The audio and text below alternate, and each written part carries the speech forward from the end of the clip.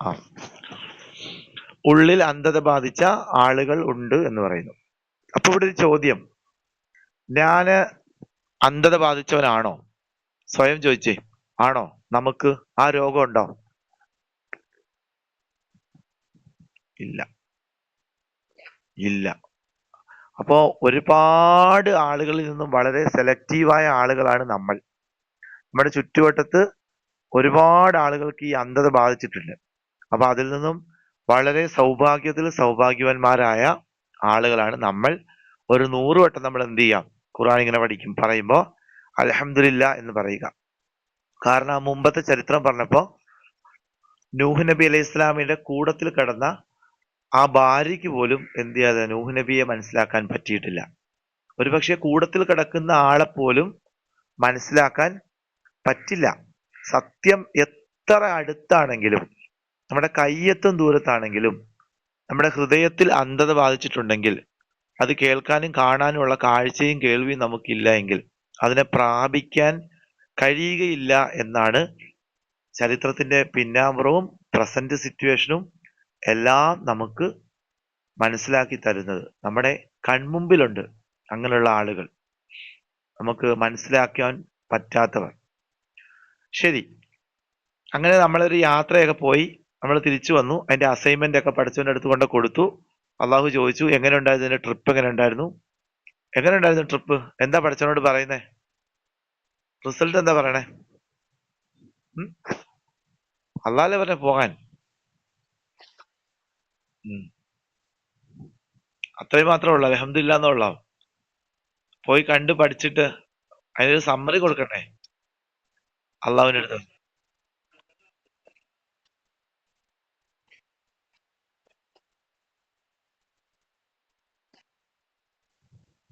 അതല്ല പറഞ്ഞോണ്ടിരിക്കണേ. നമ്മൾ ഇന്നലെ ഒരു യാത്ര പോയില്ലേ? ഇന്നലെ ക്ലാസ്സിൽ ഉണ്ടായിരുന്നോ? ആ, അള്ളാഹ് പറഞ്ഞില്ലേ പോയി ചരിത്രമൊക്കെ പഠിച്ചിട്ട് വരാൻ. ആ, അതിപ്പോ പഠിച്ചവൻ ചോദിക്കുക, നീ പോയി കണ്ടോ? അപ്പൊ എന്താ കണ്ടു, എന്താണ് നിന്റെ അഭിപ്രായം? അതാ ചോദിക്കണേ.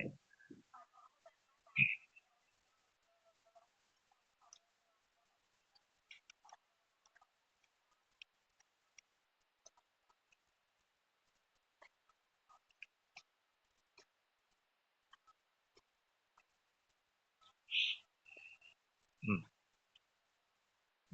ചരി അപ്പൊ ചരിത്രത്തിൽ നിന്ന് പാഠം ഉൾക്കൊണ്ടു. ചരിത്രത്തിൽ പോയി അത് ശേഷിപ്പ് പോയി കണ്ടായിരുന്നോ? ചരിത്രത്തിന്റെ തിരുശേഷിപ്പ് കണ്ടായിരുന്നോ?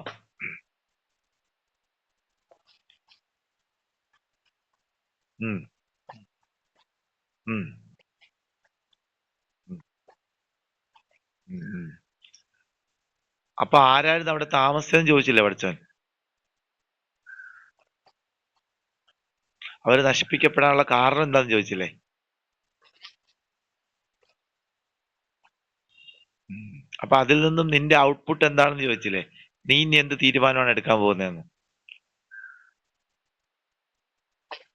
ആ, നീ അതൊക്കെ പഠിച്ചിട്ട് ഇനി നിന്റെ തീരുമാനം എന്താണ്?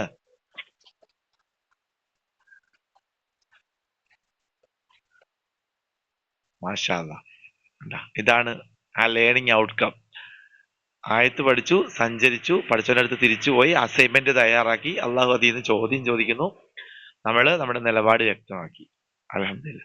ചുമ്മാ അറബി അങ്ങനെ വായിച്ചു പോയി കഴിഞ്ഞാൽ നമുക്ക് ഇവിടെയൊക്കെ ഫീലിംഗ് ആവും, ഒരു ഫീലിംഗ് ആവൂല. അപ്പൊ ഇത് നമുക്ക് എത്ര പേരോട് ഇനി ഷെയർ ചെയ്യാൻ പറ്റും? എത്രയോ ആളുകളോട് നമുക്ക് ഈ പ്രൊഡക്റ്റീവായ ചിന്ത പറഞ്ഞു കൊടുക്കാൻ പറ്റും. നിങ്ങളിത് ആരോടെങ്കിലും ഷെയർ ചെയ്യുന്നുണ്ടോ? അതോ ഇവിടെ കേട്ടിട്ട് അങ്ങനെ പോവാണോ? ഷെയർ ചെയ്യുന്നുണ്ടോ? വായ തുറന്ന് പറ. ഉണ്ടോ? ആ, അത് മതി. ഒരാളോട് പറഞ്ഞാൽ മതി. ജസ്റ്റ് ഒരു പ്രസംഗം കേൾക്കാനിരിക്കുന്ന പോലെ അല്ല. ഞാനിതൊന്നും എന്റെ കയ്യിലിട്ടല്ല പറയണേ. ഞാൻ ശരിക്കും റിസർച്ച് ചെയ്ത് തന്നെ പറയണേ. അപ്പൊ ആയത്തിനകത്തൂടെ സഞ്ചരിക്കുന്നു, നിങ്ങളോട് പറയുന്നു, നിങ്ങൾ അടുത്തവരിലേക്ക് പറയണം. അങ്ങനെ ഖുർആന്റെ അകത്ത് നമ്മൾ ജീവിക്കണം. അപ്പോ ഒരു പ്രത്യേക ഫീലിംഗ് എന്തെങ്കിലും ഉണ്ടാവുന്നുണ്ടോ സൂറത്തുൽ ഹജ്ജ് പഠിച്ചിട്ട്? അറ്റ്ലീസ്റ്റ് ക്ലാസ്സിൽ ഇരിക്കുമ്പോ എങ്കിലും എന്തെങ്കിലുമൊക്കെ ഉണ്ടാവുന്നുണ്ടോ?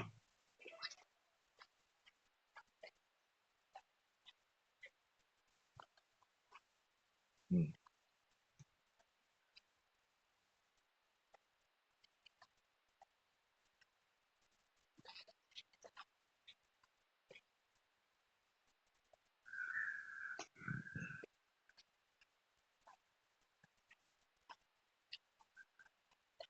ഉം.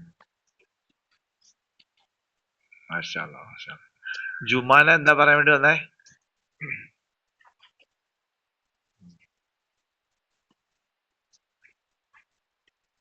മാഷാ അല്ലാ.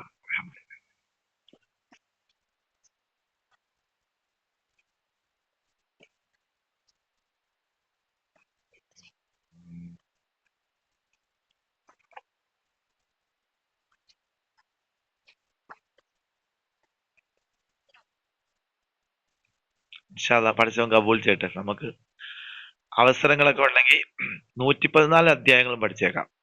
ഒരു സൂറത്ത് പഠിക്കുമ്പോൾ ഇത്രയും ഫീലിംഗ് ഉണ്ടെങ്കിൽ ഖുർആൻ മൊത്തം പഠിച്ചു കഴിഞ്ഞാൽ അവസ്ഥ എന്തായിരിക്കും? ഏതൊക്കെ കാര്യങ്ങൾ ചർച്ച ചെയ്യാം. ആ, റെക്കോർഡിങ് നടക്കുന്നുണ്ട്. ഈ സൂറത്തുൽ ഹജ്ജ് എന്ന് പറഞ്ഞാൽ മുമ്പ് തന്നെ നമുക്ക് സൂറത്തുൽ ഹജ്ജ്, എന്താ സൂറത്തുൽ ഹജ്ജ്? അത് ഖുർആനിലൊരു അധ്യായം ഹജ്ജുമായിട്ട് ബന്ധപ്പെട്ട് ചർച്ച ചെയ്യും. ഇപ്പൊ നോക്കിയേ, സൂറത്തുൽ ഹജ്ജ് എന്ന് പറഞ്ഞാൽ ഇപ്പൊ നിങ്ങളുടെ മുമ്പിൽ 50 ആയത്തുകൾ നിൽക്കുക. അതിനെക്കുറിച്ചൊരു തീം കിട്ടിയില്ലേ? അതിനകത്ത് എന്താ ചർച്ച ചെയ്ത് കിട്ടിയോ? കിട്ടി. ഇങ്ങനെ ഓരോ സൂറത്തുകളെ പറ്റിയും ഒരു മുഅ്മിൻ എന്താവണം? ഒരു കാഴ്ചപ്പാട് ഉണ്ടാവണം. ടോട്ടലി ഒരു ധാരണ ഉണ്ടാവണം. എന്താണ് ഖുർആൻ? സൂറത്തുൽ മുൽക്ക്, അതിനകത്തുള്ള എന്താണ്, ഇതിന്റെ തീം എന്താണ്, അതിനകത്ത് എന്തൊക്കെ വിഷയങ്ങളാണ് പറയുന്നത്? അപ്പൊ നമുക്ക് അങ്ങനെ നമ്മുടെ ഇൽമിന്റെ റേഞ്ച് ഇങ്ങനെ കൂടി കൂടി കൂടി കൂടി വരും. നമുക്ക് ഒരുപാട് ആളുകളുമായിട്ട് സംവദിക്കാൻ പറ്റും, സംസാരിക്കാൻ പറ്റും. വലിയ പണ്ഡിതന്മാരോ പണ്ഡിതനൊന്നും ആവണ്ട, അറബിയൊന്നും പഠിക്കണമെന്നില്ല. നമുക്ക് ഇപ്പൊ തന്നെ സാബിറാത്ത സംസാരിച്ചില്ല നമസ്കാരത്തെ പറ്റി, ഈ ക്ലാസ്സിൽ ചർച്ച ചെയ്ത കാര്യങ്ങളല്ലേ. അപ്പൊ ഇത്രയും കാര്യങ്ങൾ ഇങ്ങനെ പറയാൻ പറ്റി. അപ്പൊ നമ്മുടെ ഉള്ളിലുള്ള ആ സ്പീച്ചിങ് സ്കിൽ എന്ന് പറഞ്ഞ സാധനം വെച്ച് ഈ കേൾക്കുന്ന കാര്യങ്ങൾ നമുക്ക് പറയാൻ പറ്റും. മാഷാ അല്ലാ. ഒരു കാര്യം ഉണർത്താണ്, ഇപ്പൊ ഖുർആൻ എന്ന് പറയുന്നത് ആദ്യം തന്നെ പറയേണ്ടായിരുന്നു. ഇന്ന് രാവിലെ എനിക്ക് ഓർമ്മ വന്ന ഒരാളുമായിട്ട് സംസാരിച്ചപ്പോൾ, ഈ ഖുർആൻ എന്ന് പറയുന്നത് 3 കാര്യത്തിനകത്താണ് നിൽക്കുന്നത്. 3-ൽ ഒന്നായിരിക്കും ആ ഖുർആൻ നമുക്ക് ഓരോ ആയത്തുകളിൽ നൽകുന്ന മെസ്സേജ്. അത് ഒന്നെന്ന് പറയുന്നത് തൗഹീദാണ്, അള്ളാഹുവിന്റെ ഏകത്വം. അള്ളാഹു ഏകനാണ്, പലതല്ല. അള്ളാഹുവിന് മകനില്ല, മകളില്ല, പെൺമക്കളില്ല, ആങ്കൊച്ചില്ല. ഇങ്ങനെ അള്ളാഹുവിന്റെ ഏകത്വത്തെ സ്ഥാപിക്കുന്നതാണ് ഒരു ലക്ഷ്യം. ചിലപ്പോ രണ്ടാമത്തെ ലക്ഷ്യം വരുന്നത് റിസാലത്തായിരിക്കും. റിസാലത്ത് എന്ന് പറയുന്നത് ലാ ഇലാഹ ഇല്ലല്ലാഹ് തൗഹീദാണ്, മുഹമ്മദ് റസൂലാണ് റിസാലത്ത് എന്ന് പറയുന്നത്. വെച്ചാൽ ദൈവിക പ്രവാചക സന്ദേശം. എന്താണ് പ്രവാചകൻ പറയുന്നത്? പ്രവാചകൻ എന്ന് പറയുമ്പോൾ റസൂൽ മാത്രമല്ല, എല്ലാ കാലഘട്ടത്തിലെയും, അതായത് സമൂഹത്തോട് പ്രവാചകന്മാര് പറഞ്ഞ അതായിരിക്കും ചിലപ്പോൾ അതിന്റെ മെസ്സേജ് ആയിട്ട് വരുന്നത്. അപ്പോൾ ഒന്നുകിൽ തൗഹീദായിരിക്കും, അല്ലെങ്കിൽ റിസാലത്തായിരിക്കും. മൂന്നാമത്തത് ഇത് രണ്ടും അല്ലെങ്കിൽ പരലോകമായിരിക്കും, ആഖിറത്ത്. വെച്ചാൽ മരണം, അന്ത്യനാള്, ഉയർത്തെഴുന്നേൽപ്പ്, പിന്നെ സ്വർഗം, നരകം. അപ്പൊ അതെല്ലാം ആഖിറത്തായിരിക്കും. ഖുർആന്റെ 114 അധ്യായങ്ങളിലും ഈ മൂന്നാൽ ഒരു കാര്യമാണ് എക്സ്പ്ലെയിൻ ചെയ്യുന്നത്. ഒന്നുകൂടെ പറയാം, ഒന്നുകിൽ തൗഹീദ്, അല്ലെങ്കിൽ റിസാലത്ത്, അല്ലെങ്കിൽ ആഖിറത്ത്. ഏതായത്തിൽ നിന്നും 3-ൽ ഒരു കാര്യം നമുക്ക് വായിച്ചെടുക്കാൻ പറ്റും. പക്ഷെ അള്ളാഹു ഈ 3 കാര്യങ്ങളിൽ ഏത് വിശദീകരിക്കുമ്പോഴും മനുഷ്യർക്ക് മനസ്സിലാകാൻ വേണ്ടി അതിനോട് കൂട്ടി സൈക്കോളജി പറയും, സയൻസ് പറയും, ഹിസ്റ്ററി പറയും, കറണ്ട് അഫയേഴ്സ് പറയും, എല്ലാം പറഞ്ഞുകൊണ്ടേയിരിക്കും. എക്സാമ്പിൾസ് ഇങ്ങനെ കൊണ്ടുവന്നേയിരിക്കും. അപ്പൊ ആ ഒരു രീതിയും കൂടെ ഖുർആനെ നോക്കി കാണാൻ പറ്റണം. ക്ലിയർ ആണോ?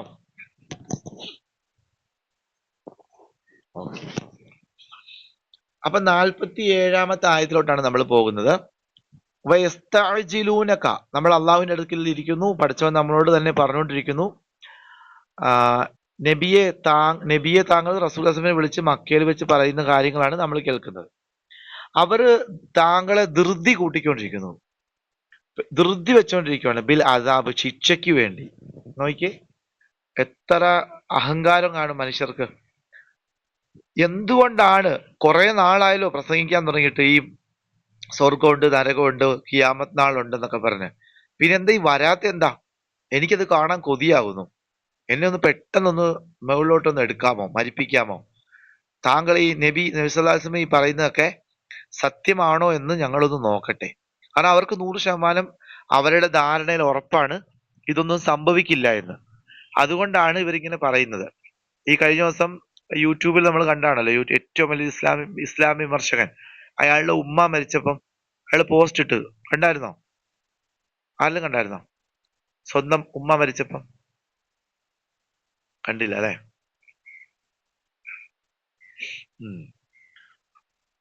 അപ്പൊ അങ്ങനെ ഒരു പോസ്റ്റർ. അപ്പൊ ഇതാണ് വയസ്താജുലൂനുക ബിൽ അസാബ്, ശിക്ഷ കൊണ്ടുവരാൻ വേണ്ടി, ശിക്ഷയ്ക്ക് വേണ്ടി തിരക്ക് കൂട്ടുന്നുണ്ടല്ലോ. അള്ളാഹ് പറയാണ് വലൻ യുഖ്ലിഫ് അല്ലാഹു വഅദ, അള്ളാഹുവിന്റെ വാക്ക് അള്ളാഹു ഒരിക്കലും തെറ്റിക്കത്തില്ല. ശിക്ഷിക്കും എന്ന് പറഞ്ഞു കഴിഞ്ഞാൽ ശിക്ഷിക്കും, പക്ഷേ ബഹളം വെക്കാതെ വെയിറ്റ് ചെയ്യും. കാരണം പടച്ചോനെ മുമ്പ് പറഞ്ഞായിരുന്നല്ലോ, പരമാവധി സമയം നീട്ടിയിടുക എന്ന് പറയുന്ന പടച്ചോന്റെ ഒരു സുന്നത്താണ്.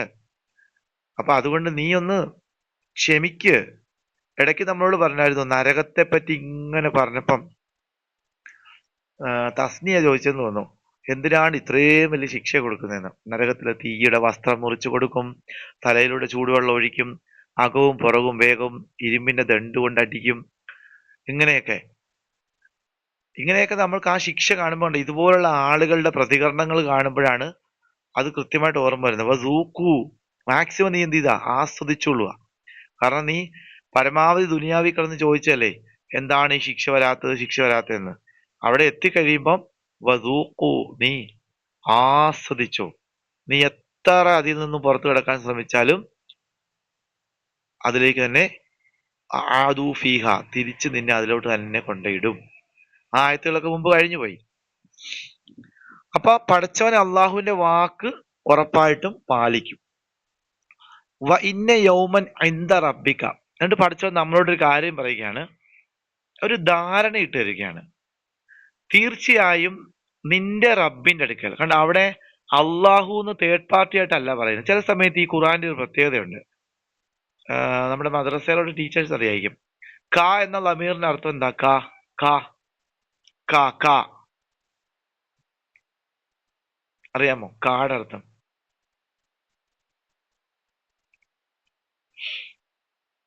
ലമീറുകൾ അറിയാമോ? ഹുവ ഹുമാ ഹും, ഹിയ ഹുമാ ഹുന്ന, അന്ത അന്തുമ അന്ത്.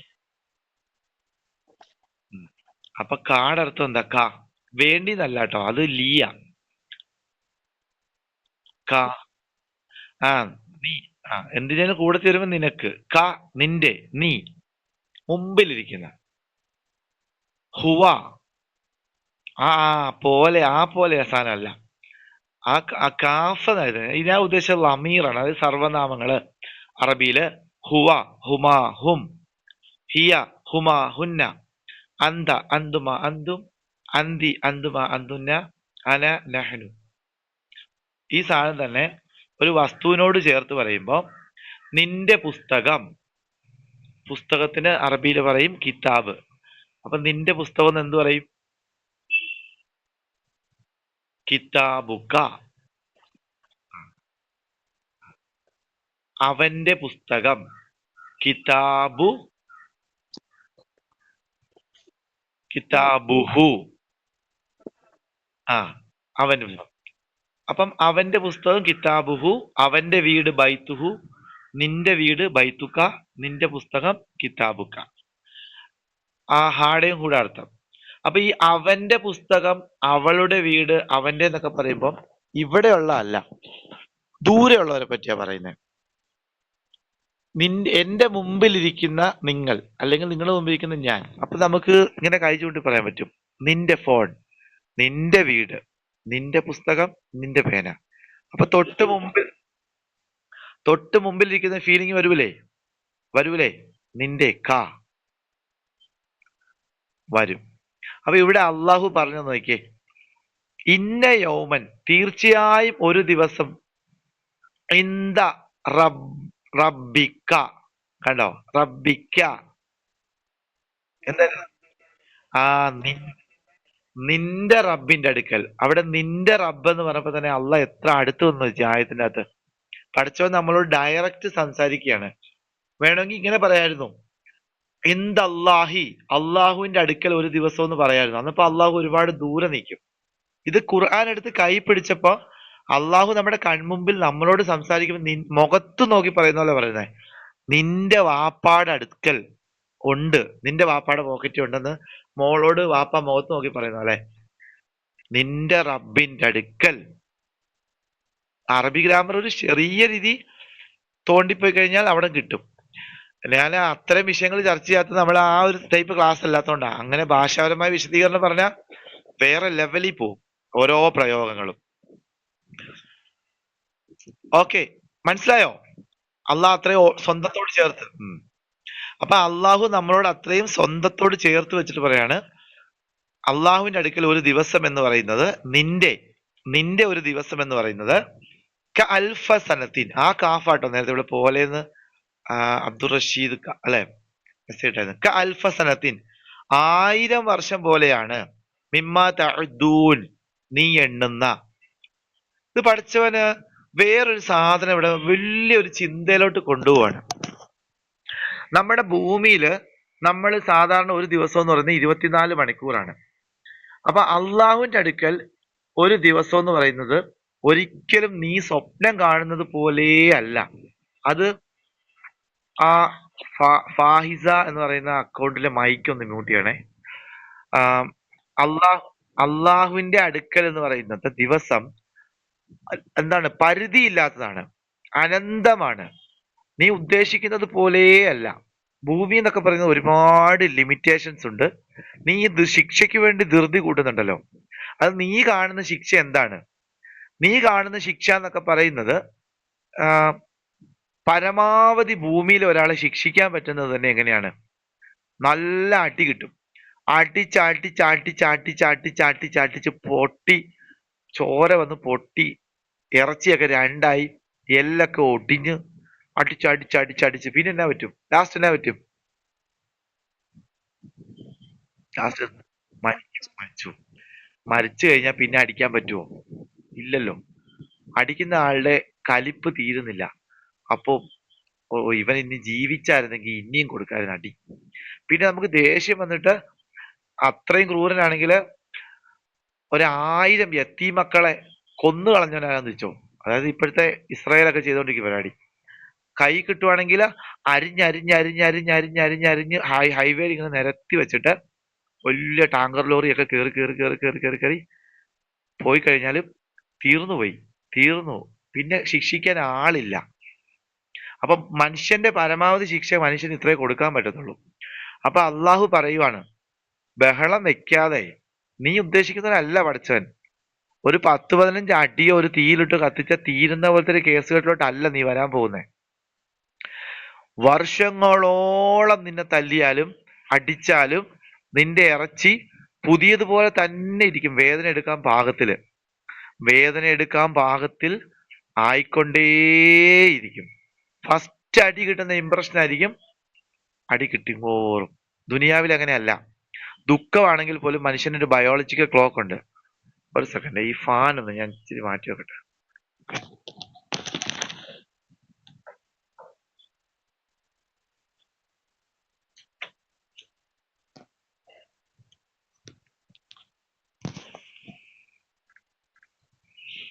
മനുഷ്യൻ ദുനിയാവിൽ എന്തെങ്കിലും ഒന്ന് അനുഭവിക്കാൻ തുടങ്ങിക്കഴിഞ്ഞാൽ ആദ്യത്തെ ഇംപ്രഷൻ പിന്നെ നഷ്ടപ്പെടും. പിന്നെ അതിനോട് നമ്മൾ പൊരുത്തപ്പെട്ടു പോകും. അത് ദുരിതമാണെങ്കിലും ശരി, നന്മയാണെങ്കിലും ശരി, നമ്മൾ അതിനോട് ശീലമാവും. ആദ്യം നമ്മൾ അനുഭവിക്കുന്ന ആ വേദനകളൊന്നും പിന്നെ കഷ്ടപ്പാടിൽ തന്നെ വളരുന്നവർക്ക് കാണൂല. ജയിലിൽ കൊണ്ടിടുന്ന ഒരു മനുഷ്യനെ സംബന്ധിച്ച് ആദ്യത്തെ ദിവസം പോലെ അല്ല. 5 മാസം 1 വർഷം കഴിയുമ്പോൾ അവൻ അതിനോട് പൊരുത്തപ്പെടും. പിന്നെ അവന് അതിനകത്ത് നേരം പോക്കുകളൊക്കെ കണ്ടെത്തി കുഴപ്പമില്ലാതങ്ങ് പോകും. നന്മയാണെങ്കിലും ഇങ്ങനെയാണ്. ആദ്യത്തെ ദിവസം കിട്ടുന്ന ആ സന്തോഷം പിന്നെ കുറഞ്ഞു വരും. പിന്നെ അവൻ പുതുമ നഷ്ടപ്പെടും.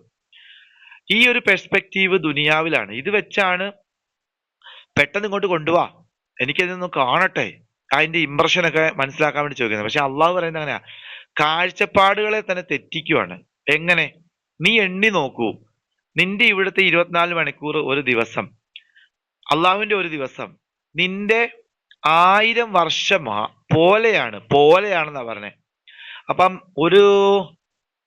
ഒന്ന് കൂട്ടി നോക്കാം. ഒരു വർഷം എന്ന് പറയുന്നത് എത്ര ദിവസമാ? നിങ്ങളെ കൊണ്ട് തന്നെ കൂട്ടിക്കാം. ഒരു വർഷം 365. അപ്പൊ 10 വർഷം എന്ന് പറയുമ്പോ എത്ര ദിവസം വരും? അല്ലേ? അല്ല, സാബിറാത്ത എന്ന് പറഞ്ഞോണ്ട് അവൻ ചോദിച്ചു. അതെ. അപ്പൊ അതെ. ആ ജുമാന പറഞ്ഞ ശരിയാണ്. ഓക്കെ, മാഷാ അല്ലാ. അപ്പൊ 10 വർഷം എന്ന് പറയുമ്പോൾ 3650 ദിവസം വരും. അപ്പൊ 100 വർഷം എന്ന് പറയുമ്പോഴോ?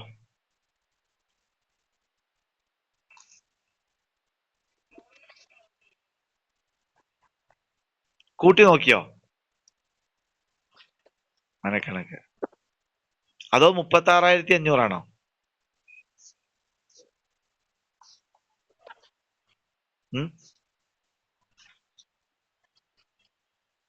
100 വർഷം. അപ്പൊ 10 വർഷോ?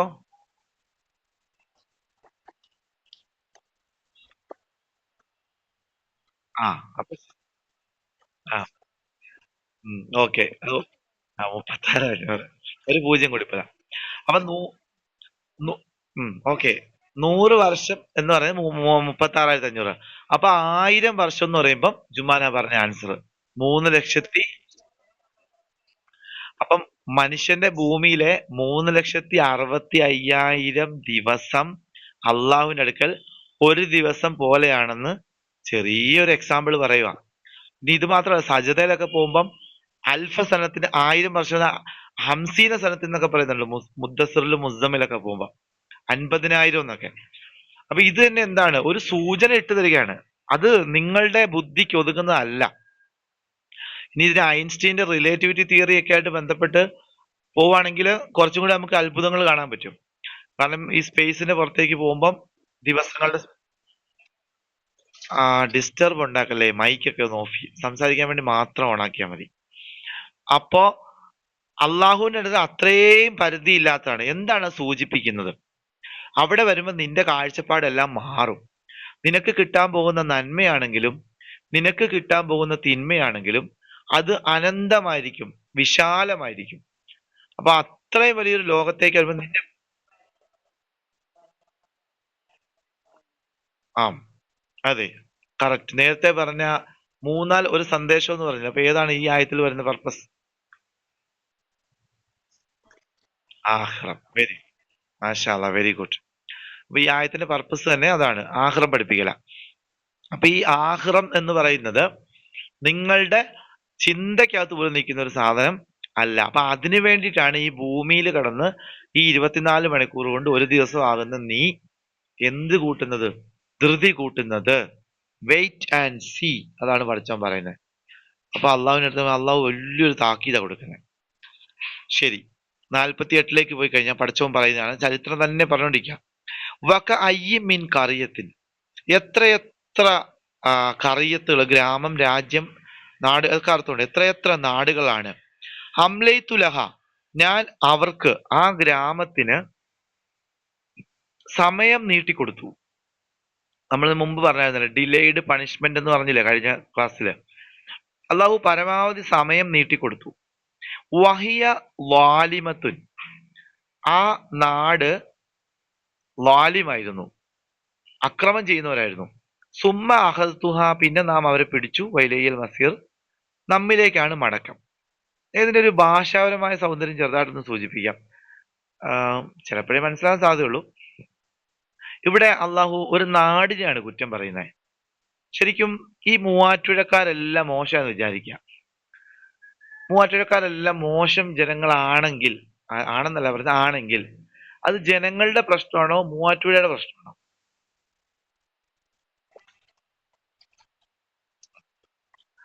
ജനങ്ങളുടെ പ്രശ്നമാണ്. മൂവാറ്റുപുഴ എന്ന സ്ഥലത്തിന് പ്രശ്നമില്ല. പക്ഷേ പുറത്തുള്ള കോട്ടയം ജില്ലക്കാരൊക്കെ ആരെയായിരിക്കും പറയുന്നേ? മൂവാറ്റുപുഴ. ആ, മൂവാറ്റുപുഴക്കാർ. അത് നാടിനെ ചേർത്തായിരിക്കും പറയുന്നത്. അതൊരു മനുഷ്യരുടെ ഒരു പ്രയോഗമാണ്. യഥാർത്ഥത്തിൽ അവിടുത്തെ പ്രശ്നം നാടല്ല, ആ നാട്ടിലെ ആൾക്കാരാണ്. അള്ളാഹു ഇവിടെ പറഞ്ഞപ്പോഴും നോക്കിയേ, വക അയ്യം മീൻ കറിയത്തിന്, എത്രയെത്രയോ കറിയകളാണ്. കറിയ എന്ന് പറഞ്ഞാൽ ഗ്രാമം, നാട്, രാജ്യം എന്നൊക്കെ അർത്ഥം വന്നിട്ടുണ്ട്. എത്രയെത്ര നാടുകളാണ്.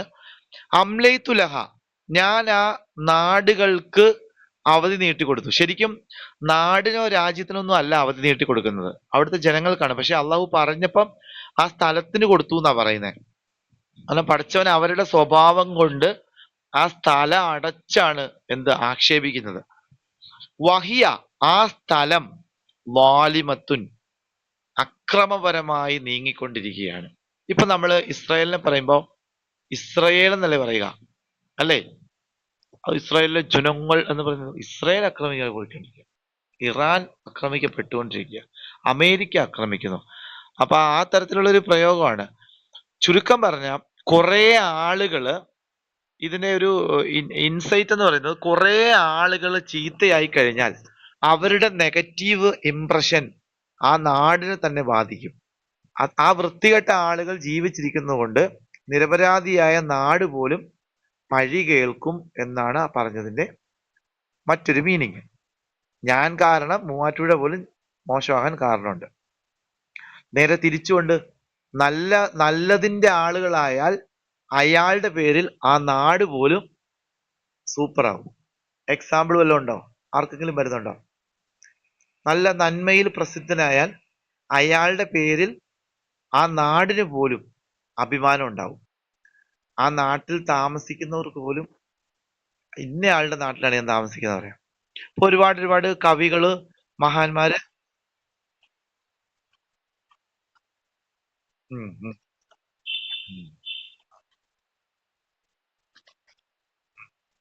Okay okay.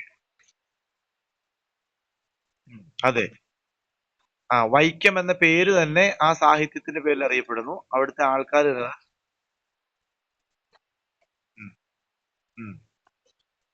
അതെ അതെ അതെ അതെ. തകഴി. നിങ്ങളുടെ ചിന്തയെ ഉണർത്താൻ വേണ്ടിയാ നിങ്ങളോട് ചോദിക്കുന്നേ. അപ്പോ ഖുറാനും ഇത്തരത്തിലുള്ള പ്രയോഗം വരുന്നില്ല. ഇത് തന്നെ മോശം ആളുകളുടെ നാട്ടിൽ താമസിക്കുന്നവർക്ക് എന്തൊരു പാടായിരിക്കും. ചരിത്രത്തിലെ ഏറ്റവും മോശമായ പെൺകുട്ടികളെയൊക്കെ പീഡിപ്പിച്ച് കൊന്ന, ചാപ്പ കുത്തിയ, തൂക്കിക്കൊല്ലാൻ വിധിച്ച, അല്ലെ തീവ്രവാദികളായ അത്തരം ആളുകളുടെ ബന്ധു, അത്തരം ആളുകളുടെ ആ നാട് പോലും നശിക്കാം ഒരാളുടെ ചീത്ത കൊണ്ട്. രണ്ടിനും സാധ്യതയുണ്ട്. അപ്പോ പരമാവധി നല്ലവരായി ജീവിക്കുക. നമ്മളുടെ പേരിൽ അറിയപ്പെടട്ടെ ഒരു നാട് പോലും. പ്രൊഡക്റ്റീവായി മാറുക. അപ്പൊ ഇവിടുത്തെ പ്രശ്നം എന്ന് പറയുന്നത്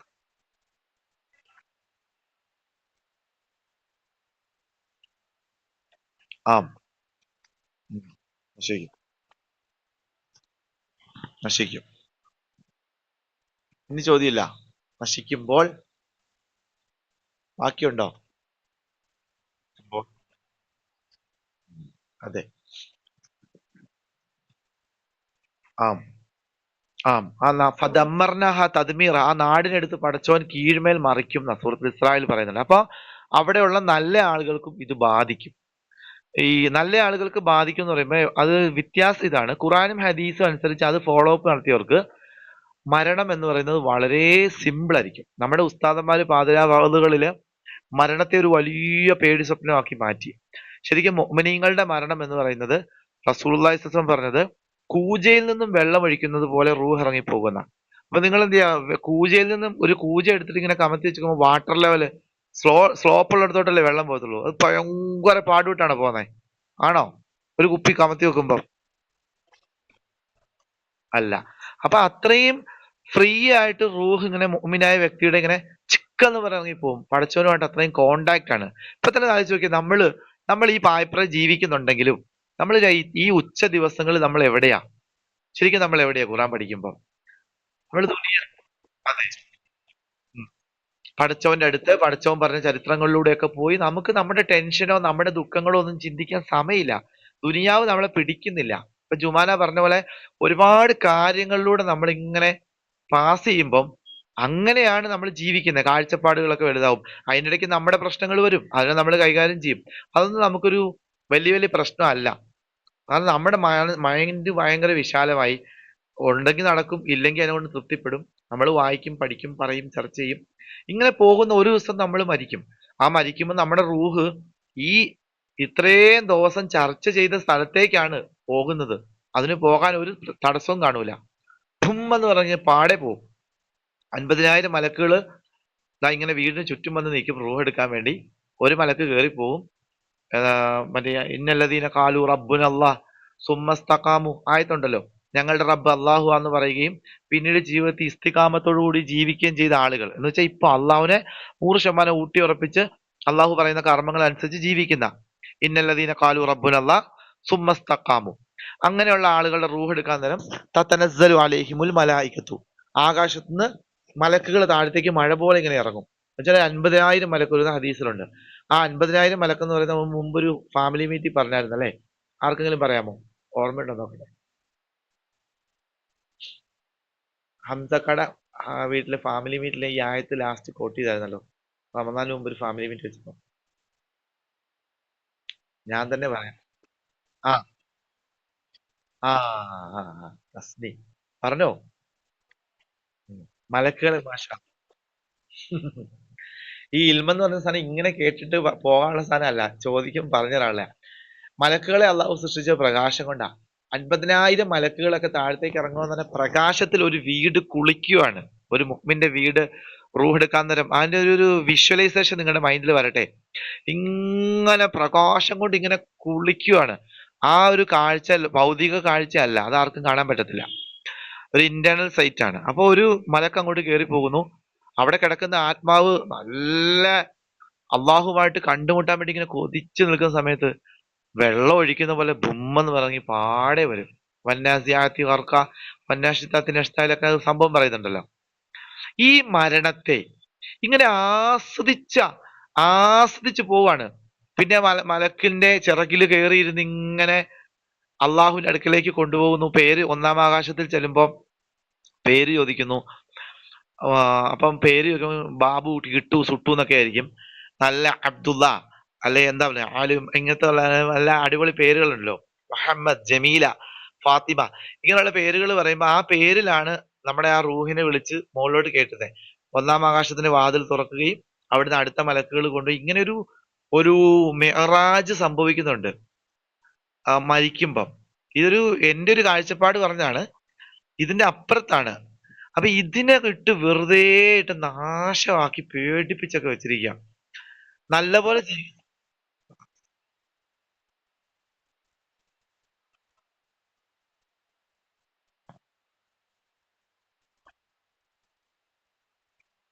തെറ്റല്ല, അങ്ങനെ പറഞ്ഞിട്ടുണ്ട്. പക്ഷെ ഭയങ്കര വേദനയാണ്, എനിക്ക് സഹിക്കാൻ പറ്റുന്നില്ല ആയിഷ, അങ്ങനെ പറഞ്ഞിട്ടുണ്ടോ മിസ്റ്റർ? എനിക്ക് പറ്റുന്നില്ല.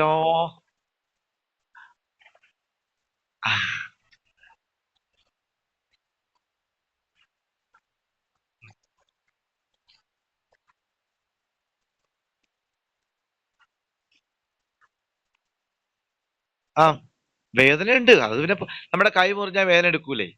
നബി സല്ലല്ലാഹു അലൈഹി വസല്ലമയ്ക്ക് പോലും വേദന എടുത്തെങ്കിൽ വേദന നമ്മൾ ഇപ്പൊ എക്സാമ്പിൾ പറയാം ചോദിച്ചുകൊണ്ട്. സഅദ് റളിയല്ലാഹു അൻഹു, അതായത് അൻസാറുകളുടെ നേതാവ്, അഹ്സാബ് യുദ്ധത്തില് ജൂതന്മാരുടെ അമ്പ് കൊണ്ട് മരിക്കുന്നു. സഅദ് റളിയല്ലാഹു അൻഹു മരിച്ച് ഷഹീദായപ്പോ അള്ളാഹുവിന്റെ അർശ് കിടുങ്ങിന്ന ഹദീസിലുള്ള. കാരണം 5 വർഷമേ ജീവിച്ചുള്ളൂ. അത്രയും പവർഫുൾ മുസ്ലിം ആയിരുന്നു. 70,000 മലക്കുകൾ മയ്യത്ത് നിസ്കരിക്കാൻ വേണ്ടി ഇറങ്ങി വന്നു താഴത്തേക്ക്. അപ്പൊ എത്ര പ്രിയപ്പെട്ടതായിരിക്കും അള്ളാഹുവിന് സഅദ് റളിയല്ലാഹുവിന്.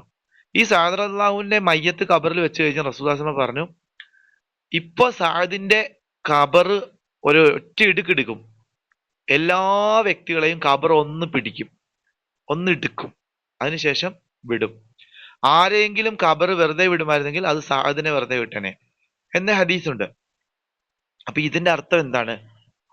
അള്ളാഹു ഇട്ടു നെക്കി കൊല്ലാക്കൊല ചെയ്യുന്നതാണോ അതിന്റെ അർത്ഥം? അല്ല. അതിന്റെ ഒരു പ്രോസസ്സ് നടക്കും. നമ്മൾ ഭയക്കേണ്ട ആവശ്യമില്ല. കാരണം എന്താണെന്നറിയാം, ഈ നല്ലതുപോലെ ജീവിക്കുന്ന ആളുകൾക്ക് എപ്പോഴും വേണ്ടത് റജ ആണ്, പ്രതീക്ഷ. അള്ളാഹുവിനെ നമ്മൾ നല്ലതുപോലെ ജീവിച്ചിട്ടും എന്നെ ശിക്ഷിക്കും എന്നുള്ള പേടി ശരിക്കും ഇബിലീസ് ആണ് കൊണ്ടുതരുന്നത്. ശരിക്കൊന്ന് മനസ്സിലാക്കണം. അള്ളാഹുവിനെ പേടിക്കരുത് എന്നല്ല പറഞ്ഞത്, അള്ളാഹുവിനെ പേടിക്കണം. പേടിക്കേണ്ട എപ്പോഴാണ്? തിന്മ ചെയ്യുമ്പോഴാണ്. തിന്മ ചെയ്യുമ്പോൾ പേടി വരുന്നില്ല എങ്കിൽ അത് ഈമാന്റെ കുറവാണ്. ഒരാൾക്ക് തിന്മ ചെയ്യുമ്പോൾ പേടി വരുന്നില്ല എങ്കിൽ. അതേ സമയത്ത് നന്മ ചെയ്യുമ്പം അയാൾക്ക് പേടിയല്ല വരണ്ടേ. കാരണം എന്റെ ഒരടിമ അള്ളാഹുലേക്ക് തിരിയുമ്പോൾ തന്നെ കെട്ടിപ്പിടിക്കാൻ വേണ്ടി ഇങ്ങനെ കയ്യും വെച്ചോണ്ടിരിക്കുക പഠിച്ചാൻ. അപ്പൊ നമ്മൾ നമസ്കരിച്ചു കഴിയുമ്പോൾ എന്റെ റബ്ബിന് എന്നെ എത്രയോ ഇഷ്ടമായിരിക്കും. ഞാനിപ്പോ ഖുറാന്റെ അർത്ഥം പഠിക്കാൻ വേണ്ടി ഇവിടെ കയറിയിരിക്കുന്നു. അള്ളാഹുവിന്റെ അടുത്ത് എന്നെ കാണുന്നത് വേറെ ലെവലിലായിരിക്കും. മലക്കുകളെയൊക്കെ വിളിച്ച് പറയാ, നോക്കൂ എന്റെ അടിമ എന്നെപ്പറ്റി സംസാരിച്ചുകൊണ്ടിരിക്കുന്നു, റമദാനി എന്നെപ്പറ്റി ചർച്ച ചെയ്തുകൊണ്ടിരിക്കുന്നു. എന്റെ ശിക്ഷാ നടപടികളെ പറ്റിയും എന്റെ കാരണത്തെ പറ്റിയും എന്റെ സ്വർഗത്തെ പറ്റിയും ഒക്കെ ചർച്ച ചെയ്തുകൊണ്ടിരിക്കുന്നു. എനിക്ക് എത്രത്തോളം പ്രിയപ്പെട്ടതായിരിക്കും.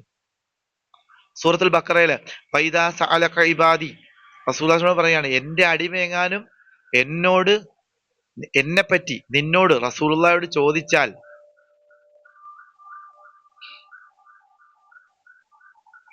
ഒരു ആംബുലൻസിന് ചോദിച്ചാൽ, ഈ ഖുറാന്റെ ഒരു പ്രത്യേകതയുണ്ട്. ചോദിച്ചാൽ, അതായത് ഹൈദിനെ പറ്റി സ്ത്രീകൾ വന്ന് ചോദിച്ചു, യസ് അലൂനക അനിൽ അഹൈദ്, നബിയെ താങ്കളോട് അവർ ഹൈദിനെ പറ്റി ചോദിക്കുന്നു. അപ്പൊ പഠിച്ചവൻ പറഞ്ഞ മറുപടി ആർക്കെങ്കിലും അറിയാവോ? അപ്പൊ പഠിച്ചവൻ റസൂലുള്ളാഹിയോട് പറഞ്ഞു, കുൽ, നബിയെ താങ്കൾ പറഞ്ഞു കൊടുക്കുക. എന്നിട്ട് ഹൈദ് എന്താന്ന് പറഞ്ഞു കൊടുത്തു. അപ്പൊ അവിടെ ഒരു മീഡിയേറ്റർ ആയിട്ട് ആര് വന്നു പറഞ്ഞു കൊടുക്കാൻ? നബി സല്ലല്ലാഹു അലൈഹി വസല്ലമയെ ആയത്തിൽ മീഡിയേറ്റർ ആയിട്ട് അള്ളാഹ് നിർത്തിയിട്ടുണ്ട്. യസ് അലൂനക അനിൽ അഹില്ല, ചന്ദ്രക്കലകളെ പറ്റി അവർ താങ്കളോട് ഒന്ന് ചോദിക്കുന്നു. കുൽ, നബിയെ താങ്കൾ പറഞ്ഞു കൊടുക്കുക, ഹിയ മവാഖീത്തുൽ ലിന്നാസ്, അത് ജനങ്ങൾക്കുള്ള. അപ്പൊ റസൂലുള്ളാഹി സ്വല്ലല്ലാഹു അലൈഹി വസല്ലമയെ കുൽ, പോയി പറ. അപ്പം എന്നോട് ഇന്ന ആള് പറഞ്ഞു വിട്ടു എന്ന് പറഞ്ഞൊരു തേർഡ് പാർട്ടി ആയിട്ട് റസൂലുള്ളാഹി സ്വല്ലല്ലാഹു അലൈഹി വസല്ലം ഇടയിൽ മീഡിയേറ്റർ ആയിട്ട് നിൽപ്പുണ്ട്. പക്ഷെ ഇതേ സെയിം പാറ്റേണിലുള്ള ക്വസ്റ്റ്യൻ ആണ് ബക്കറയിൽ കടന്നു വരുന്നത്. 186 നോമ്പിന്റെ ലാസ്റ്റ്, വൈദാ സഅലക ഇബാദി, എന്റെ അടിമ നബിയെ താങ്കളോട് വന്ന് എന്നെപ്പറ്റി ചോദിച്ചാൽ, കുൽ എന്ന് പറഞ്ഞില്ല. അതാണ് അവിടുത്തെ ഭാഷാപരമായ സൗന്ദര്യം. റസൂലുള്ളാഹി വേണ്ട പറഞ്ഞു കൊടുക്കാൻ, ഞാൻ ഡയറക്റ്റ് പറയാം. അള്ളാഹ് തന്നെ പറയാണ്, അന്നീ ഖരീബ്, അത്രയും അടുത്താണ്, അത്രയും അടുത്ത്. ഇത് ചോദിച്ചുകൊണ്ട് ഇപ്പൊ ഞാൻ ഇത് നിങ്ങൾക്ക് ഫീലിംഗ് ആവാൻ വേണ്ടി കുറച്ചും കൂടി ഒന്ന് ഡീറ്റെയിൽ ആയിട്ട് പറയാം. ഞാൻ മുമ്പ് സൂചിപ്പിച്ചിട്ടുണ്ടാവാം. ഒരിക്കലും നമ്മുടെ ഈ വിഷയത്തിൽ നിന്ന് തെന്നിപ്പോരുത്, എന്നെ തിരിച്ച് ഇതിലോട്ട് കൂട്ടിക്കൊണ്ട് വരണം. ഇപ്പൊ നമ്മൾ നടത്താൻ പോകുന്ന ചർച്ചയ്ക്ക് ഒരു മാക്സിമം ഒരു 15 മിനിറ്റ് ഒക്കെ നീളം വന്നേക്കാം. എന്താണ് കരീബ്?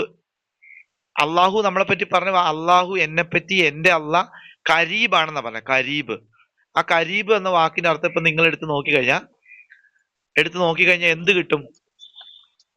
ആ, സമീപ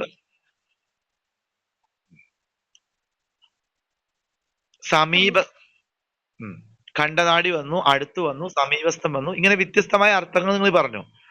ഇവിടെ മലയാളത്തിന്റെ വല്ലാത്തൊരു പരിമിതി കിടപ്പുണ്ട്. നമുക്ക് അതിനെ ഒന്ന് പൊട്ടിക്കാം. അതുകൊണ്ട് നിങ്ങൾ ഇപ്പൊ ഇരിക്കുന്ന ഗൂഗിൾ മീറ്റിൽ നിന്ന് കണ്ണും കാതും മനസ്സും എനിക്ക് തന്നെ തരിക. ഫുൾ ഞാൻ പറയുന്ന കാര്യത്തിലൂടെ വിഷ്വലൈസ് ചെയ്ത് പോവുക. തിരക്കിനിടയിൽ നിൽക്കുന്നവർ ദയവ് ചെയ്ത് വിട്ടുപോവുക. അതാ പറയാനുള്ളത്. ശരി, ഞാൻ 2-3 ചോദ്യത്തോട് തുടങ്ങാം. എന്നായിക്കോട്ടെ, അതെങ്ങനെ സ്റ്റാർട്ട് ചെയ്യണമെന്ന്. പണ്ട് നമ്മുടെ കൂടെ സ്കൂളിൽ പഠിച്ചു, 10ാം ക്ലാസ്സിലും 8ലും 9ലൊക്കെ സ്കൂളിൽ പഠിച്ചു. ഇപ്പൊ നമുക്ക് വയസ്സ് 10, 35, 40ആയി. ഇപ്പൊ വല്ലപ്പോഴും വല്ല കല്യാണ വീട്ടിലൊക്കെ വെച്ച് കാണും. ഫോൺ വിളിക്കാറും ഉണ്ടാകുന്നില്ല നമ്പർ ഉണ്ടെങ്കിൽ. ഇതിനെ നമ്മൾ മലയാളത്തിൽ എന്തെന്ന് പറയും? അല്ല അല്ല ആ പ്രോസസ്സിനല്ല ഞാൻ ചോദിക്കുന്നത്. അവനെ എന്നാ പറയും? അവനെ, ആ കൂടെ പഠിച്ചവനെ എന്തെന്നാ പറയുന്നത്?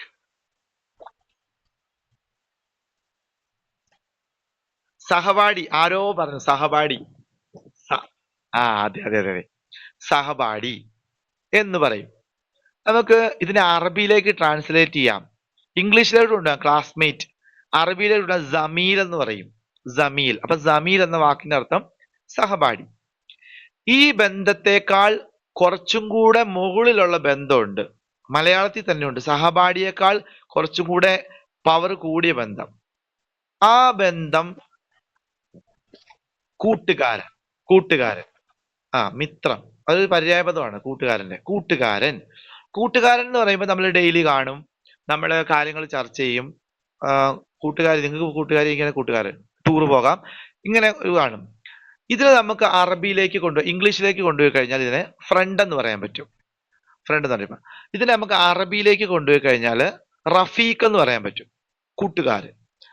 അപ്പൊ നമ്മളിപ്പം ഒന്നാമത്തെ ലെവല് ഏതായിരുന്നു? സഹപാഠി.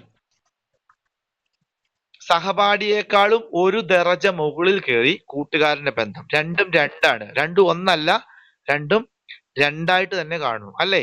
രണ്ടും തമ്മിലുള്ള ബന്ധം രണ്ടല്ലേ? Yes or no? Yes yes. അപ്പൊ ഈ കൂട്ടുകാരനേക്കാളും മുകളിൽ ഇനിയും ബന്ധമുണ്ട്. മലയാളത്തിൽ തന്നെ അതിന് വാക്കുണ്ട്, പറയാമോ? കൂട്ടുകാരന്റെ മുകളിലുള്ള ബന്ധം.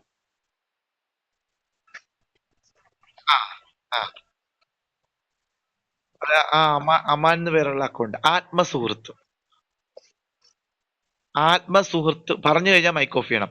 ആത്മസുഹൃത്ത് അത് കൂട്ടുകാരനെക്കാട്ടിലും മുകളിലുണ്ട്. കൂട്ടുകാരനെക്കാട്ടിലും മുകളിൽ എന്ന് പറയുമ്പോ ആത്മസുഹൃത്ത്, ആത്മാവും പങ്കുവെച്ചവൻ. എന്റെ രഹസ്യങ്ങളെല്ലാം ഞാൻ ഷെയർ ചെയ്യുന്ന, അത് എല്ലാ കൂട്ടുകാരോടും പറ്റത്തില്ല. എന്നെ മനസ്സിലാക്കിയവൻ, ഞാൻ അവനെ മനസ്സിലാക്കിയിട്ടുണ്ട്. മറ്റുള്ളവരുമായിട്ടും കൂട്ടാണെങ്കിലും ഇവനുമായിട്ട് എസ്പെഷ്യലി ബന്ധമുണ്ട്. ഇതിന് നമ്മൾ ഇംഗ്ലീഷിൽ പോയി എന്ത് പറയും? Best friend. അപ്പോ ക്ലാസ്മേറ്റ്, ഫ്രണ്ട്, ബെസ്റ്റ് ഫ്രണ്ട് മൂന്നെണ്ണത്തി. മലയാളത്തില് സഹപാഠി, കൂട്ടുകാരൻ, ആത്മസുഹൃത്ത്. അറബിയിലേക്ക് പോയി കഴിഞ്ഞാൽ ഈ ആത്മസുഹൃത്തിനെ പറയുന്നതാണ് സദീഖ് എന്ന് പറയും. സദീഖ്. അപ്പൊ ഞാനും സദീഖും തമ്മിലുള്ള ബന്ധമല്ല ഞാനും റഫീഖും തമ്മിൽ. ഞാനും റഫീഖും തമ്മിലുള്ള ബന്ധമല്ല ഞാനും ജമീലും തമ്മിലുള്ള ബന്ധം. ഇപ്പൊ നിങ്ങൾക്ക് 3 ടൈപ്പ് ബന്ധത്തെ ഞാൻ പറഞ്ഞു തന്നു. ഇനി ഇനി ഞാൻ ചോദിക്കട്ടെ, ആത്മാർത്ഥ സുഹൃത്തിന് മുകളിൽ ബന്ധമുണ്ടോ? ഉണ്ടെങ്കിൽ മലയാളത്തിൽ എന്ത് പേരാ പറയുക? ശരിക്കും ആലോചിച്ചേ പറയുള്ളൂ, ചാടിക്കേറി പറയരുത്. പറയുന്നവർക്കൊരു മുട്ടായി.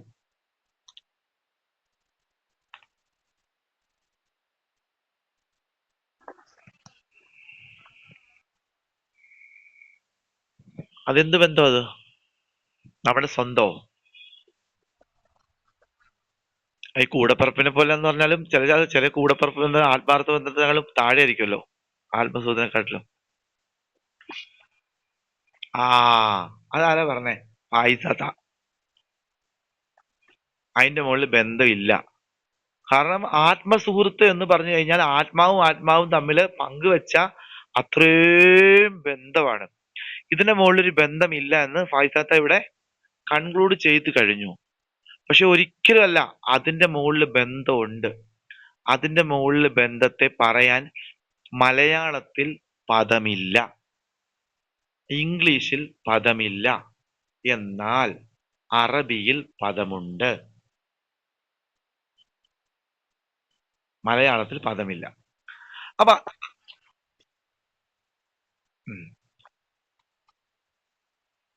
നിങ്ങൾ ബഹളം വെക്കല്ലേ. പറയാം. മുമ്പ് ഞാൻ ചില ഖുർആൻ ക്ലാസ് സൂചിപ്പിച്ചിട്ടുണ്ടായിരിക്കും. അതിന്റെ ഒരു ഇത് വെച്ചായിരിക്കും പറയണേ. അപ്പൊ അങ്ങനെ പറയാം, കേൾക്കാത്ത ആളുകളോട് ഇരിപ്പുണ്ട്. അതായത് ആത്മാർത്ഥ സുഹൃത്ത് എന്ന് പറഞ്ഞ വാക്കിന് അറബിയിൽ പറഞ്ഞ എന്താണ്? സദീഖ് എന്നാ പറഞ്ഞത്. ആത്മാർത്ഥ സുഹൃത്തിന്റെ ഒരു ബോർഡർ, നമുക്ക് പരിമിതി പറയാം. കൂട്ടുകാരന്റെ പരിമിതിയും കൂട്ടുകാരൻ തീരുന്നിടത്താണ് ആത്മാർത്ഥ സുഹൃത്ത് തുടങ്ങുന്നത്. ഇപ്പൊ ഒരു എക്സാമ്പിൾ പറഞ്ഞ, ഞാന് വീട്ടിലില്ല, ദൂരെ ഒരു ടൂർ പോവുകയോ ലോങ് യാത്ര പോവുകയോ ചെയ്തു. വൈഫ് വിളിച്ചു പറയാണ്, ഇക്ക എന്താ കൊച്ചു ബിൽഡിങ്ങിൽ നിന്ന് താഴെ വീണ് കാലൊടിഞ്ഞു, ഭയങ്കര ക്രിട്ടിക്കൽ സ്റ്റേജ് ആണ്, എല്ലാവരും എടുത്തോണ്ട് ഹോസ്പിറ്റലിൽ പോകാൻ വേണ്ടി ഓടുന്നു എന്നൊക്കെ പറയുമ്പോ ഞാൻ കൂട്ടുകാരനെ വിളിക്കുവോ ആത്മാർത്ഥ സുഹൃത്തിനെ വിളിക്കുവോ? അതെ, കൂട്ടുകാരൻ കൂട്ടുകാരൻ കൂടത്തിൽ പോയേക്കാം, പക്ഷേ കൂട്ടുകാരൻ ചെയ്യുന്നതിനപ്പുറത്തേക്ക് ആത്മാർത്ഥ സുഹൃത്ത് എനിക്ക് പകരക്കാരനാവും. എന്നുവെച്ചാൽ ക്യാഷ് ഒക്കെ അവൻ തന്നെ എവിടുന്നേലുമൊക്കെ കളക്ട് ചെയ്ത് കൂട്ടുകാർ ചിലപ്പോൾ കൊണ്ട് ആക്കിയിട്ട് പോയെങ്കിൽ അവൻ കൂടെ നിന്ന് കൃത്യമായ അപ്ഡേഷൻസ് എല്ലാം അറിയിച്ചു തന്ന് ഡിസ്ചാർജ് ഒക്കെ ആക്കുന്നവരെ നിൽക്കും. സ്വന്തത്തെ ആത്മാർത്ഥ സുഹൃത്ത് എന്ന് പറയുമ്പോൾ അവന്റെ സ്വന്തത്തെ മറന്ന് അവന്റെ കൊച്ചിനെ പോലെ തന്നെ അവൻ ഇതിനെ കാണും. അപ്പോഴേ ഉള്ളൂ ആത്മാർത്ഥ കൂട്ടുകാരനാവുന്നുള്ളൂ, ആത്മാർത്ഥ കൂട്ടുകാരിയാവുന്നുള്ളൂ. അപ്പൊ ഈ സ്വദീഖ് എന്ന ലെവലാണ് ഇതിനുള്ളത്. റസൂലുള്ളാഹി സ്വല്ലല്ലാഹു അലൈഹി വസല്ലമയും അബൂബക്കർ സിദ്ദീഖ് റളിയല്ലാഹു അൻഹും ഇത്തരത്തിലുള്ള ഒരു ബന്ധമായിരുന്നു, സ്വദീഖായിരുന്നു. അപ്പം ഇതിന് മുകളിൽ ഒരു ബന്ധം ഉണ്ടോ എന്നാണ് അടുത്ത് നമ്മൾ ചർച്ച ചെയ്യാൻ പോകുന്നത്. അവിടെ നമ്മൾ ചിന്തിക്കുന്നത് ഇങ്ങനെയാണ്: എന്റെ അഭാവത്തിൽ എന്റെ എല്ലാ കാര്യങ്ങളും അവന്റെ സ്വന്തത്തെ മറന്ന് അവൻ ചെയ്തപ്പോൾ അവന്റെ പേര് ആത്മാർത്ഥ സുഹൃത്താണെങ്കിൽ,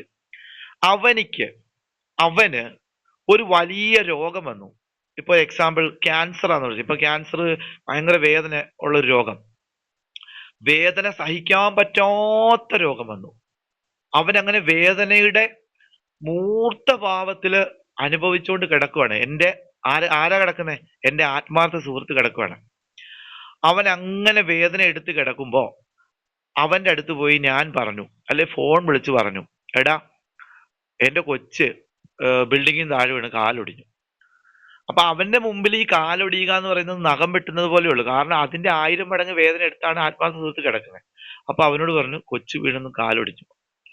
അപ്പൊ അവനിക്ക് എത്രത്തോളം ഫീലിംഗ് ആവോ? ഇല്ല, ആവൂല. ആവാത്തതിന്റെ കാരണം അവൻ അതിന്റെ മുകളിലാ. അവൻ ഫ്രീ ആയിരുന്നെങ്കിൽ അവൻ ഇത് അനുഭവിക്കാൻ പറ്റുമായിരുന്നു. ഇപ്പൊ അവൻ അതിന്റെ മുകളിലാ. അപ്പൊ ആ ലെവലിൽ നിന്ന് എന്റെ കൊച്ചിന്റെ വേദന എന്ന് പറയുമ്പോ അനുഭവിക്കാൻ പറ്റുമെങ്കിൽ, അള്ളാഹുവേ എന്റെ പൊന്നേ എന്നെല്ലാം പറയും, അവിടെ കിടന്ന് ഭയങ്കരമായിട്ട് എക്സ്പ്രസ് ചെയ്ത് ഇവന്റെ വേദനയെ മാറ്റി വെച്ച് ആ കൊച്ചിനെ ഓർത്ത് ദുഃഖിക്കാൻ പറ്റുമെങ്കിൽ, ആ പറ്റുന്ന ലെവലിന് ഒരവസ്ഥയുണ്ട്. അതിന് മലയാളത്തിൽ പേരില്ല, അതിന് അറബിയിലേ ഉള്ളൂ. അതിന്റെ പേര് ഹബീബ് എന്നാ. ഹബീബ്. കാരണം ഇപ്പൊ ഫർസീന ചോദിച്ചത്, റസൂലുള്ളാഹി സ്വല്ലല്ലാഹു അലൈഹി വസല്ലമ മരണപ്പെടാൻ വേണ്ടി ആയിഷ റളിയല്ലാഹു അൻഹയുടെ മടിയിൽ കിടക്കുമ്പോ റൂഹ് ഇറങ്ങുന്ന ആ വേദന എന്ന് പറയുന്നത് ഒരു വ്യക്തി ജീവിതത്തിൽ അനുഭവിക്കാവുന്നതിന് ഏറ്റവും വലിയ വേദനയാണ്. എന്നാൽ മുഅ്മിനെ സംബന്ധിച്ചോളം ഒരു വലിയ വേദന അല്ല. എന്നാലും ശാസ്ത്രീയമായിട്ട് ചിന്തിച്ചു കഴിഞ്ഞാൽ നമ്മുടെ കൈമുറിഞ്ഞ വേദനയുണ്ട്, ഇറാദത്തുൽ കൗനിയ എന്ന് പറയും അറബിയില്. അത് മുഅ്മിനാണെങ്കിലും മുഅ്മിൻ അല്ലെങ്കിലും പ്രാപഞ്ചികമായ കാര്യങ്ങൾ എന്തിനും ഉൾക്കൊണ്ടേ പറ്റത്തുള്ളൂ. എത്ര ഖുർആൻ ഓതുന്ന ഒരാളാണെങ്കിലും നല്ലൊരു അടി കിട്ടിയാൽ വേദന എടുക്കും. എത്ര 5 നേരം നിസ്കരിക്കുന്ന ഒരാളാണെങ്കിലും തീക്കകത്തുകൊണ്ട് കൈവച്ച പൊള്ളും. അപ്പൊ എന്ന് പറയുന്ന പോലെ ഈ പ്രാപഞ്ചിക സത്യമുണ്ട്, മരണത്തിനൊരു വേദനയുണ്ട്. അപ്പോ ആ വേദനയാണ് നേരത്തെ പറഞ്ഞ ആയിഷ മരണത്തിന്റെ വേദന എന്ന് പറഞ്ഞത്. ഈ ഒരു വേദന എടുക്കുന്ന ജീവിതത്തിലെ ഏറ്റവും വലിയ വേദനയാണ് മരണവേദന. ഈ മരണവേദനയുടെ സമയത്ത് പോലും എന്റെ ഉമ്മത്തിനെ ഓർത്ത് കണ്ണ് നിറഞ്ഞിട്ടുണ്ടെങ്കിൽ റസൂലുള്ളാഹി സ്വല്ലല്ലാഹു അലൈഹി വസല്ലം പ്രയോറിറ്റി കൊടുക്കുന്നത് ഏതിനായിരിക്കും? ആ വേദനയ്ക്കാണോ ഉമ്മത്തിന്റെ അവസ്ഥയ്ക്കായിരിക്കും?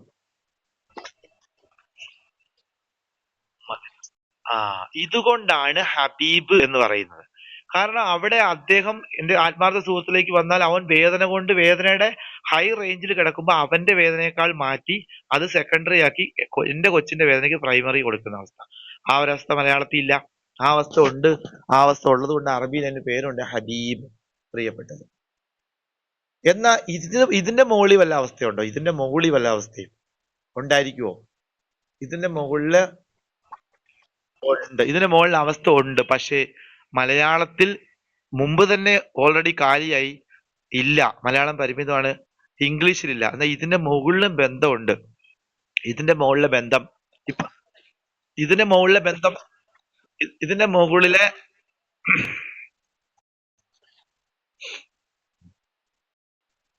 ഇതിന്റെ മുകളിലെ ഇപ്പൊ ഞാൻ നിങ്ങളോട് ചോദിച്ചില്ലല്ലോ, ചോദിച്ചോ? ചോദിക്കുമ്പോ പറഞ്ഞാൽ മതി. ഇപ്പൊ കേൾക്കുക. ഇതിന്റെ മുകളിലെ ബന്ധം എന്ന് പറയാൻ വേണ്ടി പോകുന്നത്, റസൂലുള്ളാഹി സ്വല്ലല്ലാഹു അലൈഹി വസല്ലം ഇവിടെ സ്വന്തം വേദനയെ മാറ്റി വെച്ചുകൊണ്ട് അപരന്റെ വേദനയോർത്ത് കരയുന്നതിനാണ് ഹബീബ് എന്ന പദത്തിനർത്ഥം. അപ്പൊ നമുക്കൊരിക്കലും ഹബീബ് ആകാൻ കഴിയില്ല. സദീഖ് വരെ പോകാൻ കഴിയൂ. മനുഷ്യർക്ക് എപ്പോഴും മനുഷ്യനോട് സദീഖ് ആകാനേ കഴിയൂ. കാരണം എനിക്കൊരിക്കലും എന്റെ വേദനയെ മാറ്റി വെച്ചുകൊണ്ട് അപരന്റെ വേദനയ്ക്ക് പ്രൈമറി കൊടുക്കാൻ എനിക്ക് കഴിയില്ല. നിങ്ങൾക്കും കഴിയുമോ? കാരണം നിങ്ങളുടെ വേദന അത്രയും ഹൈ ലെവലിൽ നിൽക്കും, നിങ്ങൾക്കും കഴിയില്ല. അപ്പൊ ഇവിടെ അബൂബക്കർ റളിയല്ലാഹുവിനെക്കാളും ഒരു പടി മുകളിൽ പോവുകയാണ് റസൂലുള്ളാഹി സ്വല്ലല്ലാഹു അലൈഹി വസല്ലം. റസൂലുള്ളാഹി സ്വല്ലല്ലാഹു അലൈഹി വസല്ലം ഉമ്മത്തിനോട് ഹബീബാണ്. എല്ലാവരോടും ഹബീബാണ്. അപ്പം ഈ റസൂലുള്ളാഹി സ്വല്ലല്ലാഹു അലൈഹി വസല്ലം ഇപ്പൊ നമ്മുടെ മുമ്പിൽ വന്ന എന്ത് ചെയ്യും? ഹബീബിന്റെ റേഞ്ച് ഉള്ള റസൂലുള്ളാഹി സ്വല്ലല്ലാഹു അലൈഹി വസല്ലം നമ്മുടെ മുമ്പിൽ വന്നാ എനിക്ക് സദീഖ് വരെ മതി പോകാൻ പറ്റത്തുള്ളൂ. സദീഖിന്റെ റേഞ്ച് എന്തൊക്കെ ഞാൻ പറഞ്ഞു കഴിഞ്ഞു. സമീലിന്റെ റേഞ്ച് എന്താണ്, റഫീഖിന്റെ റേഞ്ച് എന്താണ്, സദീഖിന്റെ റേഞ്ച് എന്താണ്. അപ്പൊ സദീഖ് ആകാൻ പറ്റുന്ന ഞാൻ എന്റെ മുമ്പിൽ ഹബീബ് വന്ന് നിന്നാ എനിക്ക് എങ്ങനെ സ്നേഹം പ്രകടിപ്പിക്കാൻ പറ്റും? ഞാൻ വേണേ എന്റെ ഭാവന കൊണ്ട് ഞാൻ പറയും, ഞാൻ എന്റെ റസൂലുള്ളാഹിനെ കാണുമ്പോ കെട്ടിപ്പിടിച്ച് അമക്കി വെക്കും, വെച്ചിട്ട് ഒരുപാട് ഉമ്മ കൊടുക്കും. സദ്യ കൊടുക്കുമായിരിക്കും ഇഷ്ടം കൊണ്ട് കടിക്കുമല്ലോ ആൾക്കാര്. പക്ഷെ ആ കടി എന്ന് പറയുന്നതിന് ഒരു പരിധിയുണ്ട്. കടിച്ചു മുറിച്ച് ചോര കുടിക്കാൻ പറ്റും ഇല്ല. അപ്പൊ ഇഷ്ടമല്ല, അത് ഭ്രാന്തായി മാറും. എനിക്ക് അതുവരെ കഴിയൂ. ഹബീബിലേക്ക് ആകാൻ എന്നെ കൊണ്ട് സാധിക്കത്തില്ല. എന്നാൽ സ്വന്തം വേദനയെ മാറ്റി വെച്ചുകൊണ്ട് അവരന്റെ വേദനയെ ഏറ്റെടുത്തതിന് ഹബീബ് എന്നാണെങ്കിൽ അതിന്റെ മുകളിൽ വേറെ ബന്ധമുണ്ട്. അതായത് വർഷങ്ങളോളം ഒരാൾ കല്യാണം കഴിച്ചു, വേറൊരു ബന്ധം പറയാൻ വരുന്നത്. അയാൾ ഒരുപാട് കുഞ്ഞുണ്ടാകാൻ വേണ്ടി ആഗ്രഹിക്കുന്നു. ഒരുപാട് കുഞ്ഞുണ്ടാകാൻ ആഗ്രഹിച്ചിട്ടും അയാൾക്ക് കുഞ്ഞുണ്ടായില്ല. മറ്റുള്ള പിള്ളേരെ കാണുമ്പം അയാൾക്ക് എത്രത്തോളം കൊതി വരും. ഇതുപോലൊരു കുഞ്ഞ് എനിക്കുണ്ടായിരുന്നെങ്കിൽ പഠിച്ചവനെ എനിക്കും കൊഞ്ചിച്ച് കളിച്ച് നടക്കാമായിരുന്നല്ലോ. അത് ഇല്ലാത്ത ആളുകൾക്കാണ് അത് കൂടുതലും അനുഭവിക്കാൻ പറ്റുക. ഉള്ള ആളുകളെ സംബന്ധിച്ച് അത് കേൾക്കാൻ മാത്രമേ കഴിയത്തുള്ളൂ. എനിക്കുണ്ടോ ഇത് പറയാനും കഴിയത്തുള്ളൂ. എന്നാലും ഒന്ന് പറയുക. അപ്പൊ അങ്ങനെ ഇരുന്നപ്പോ അയാൾക്ക് സമ്മാനമായിട്ട് പഠിച്ചവൻ ഒരു കൊച്ചിനെ കൊടുത്തു എന്ന് വിചാരിക്കാം. അയാൾക്ക് എത്രത്തോളം സന്തോഷം കാണും, എത്രത്തോളം സന്തോഷം കാണും. അങ്ങനെ അയാൾ ആ കൊച്ചിനെ വളർത്തി കൊഞ്ചിച്ച് വളർത്താൻ വേണ്ടി തുടങ്ങുമ്പോൾ ചില സാഹചര്യങ്ങൾ കൊണ്ട് അയാൾക്ക് നാട് വിടേണ്ടി വന്നു. മീൻസ് വല്ല ഗൾഫിലോ എവിടെയോ സാമ്പത്തിക പ്രതിസന്ധി കൊണ്ട് കൊച്ചിനെ വിട്ട്, കൊച്ചുണ്ടായ ദിവസം എന്ന് പറയുമ്പോൾ അയാൾക്ക് പെരുന്നാളായിരുന്നു. കാരണം വർഷങ്ങൾ കൂടി കൊച്ചുണ്ടായതാ.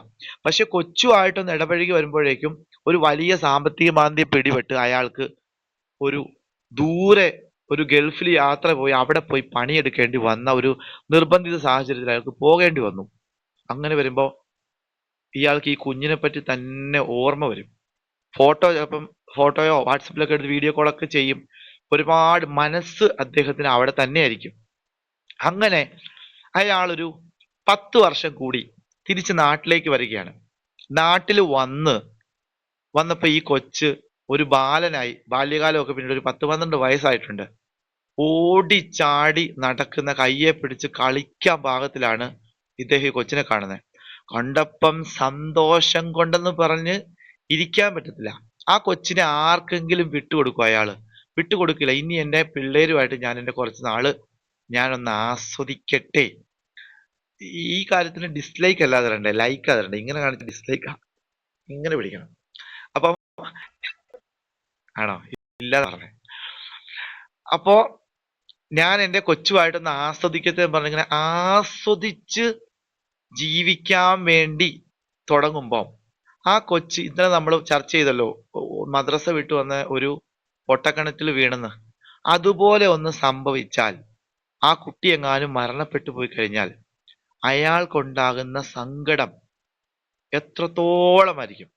അയാൾക്കുണ്ടാകുന്ന സങ്കടം ആ മാതാപിതാക്കൾക്ക് സഹിക്കാനാവുന്നതിന് അപ്പുറത്തായിരിക്കും ആ സങ്കടം എന്ന് പറയുന്നത്. എന്നാൽ അങ്ങനെയൊന്നും സംഭവിക്കാതിരിക്കട്ടെ.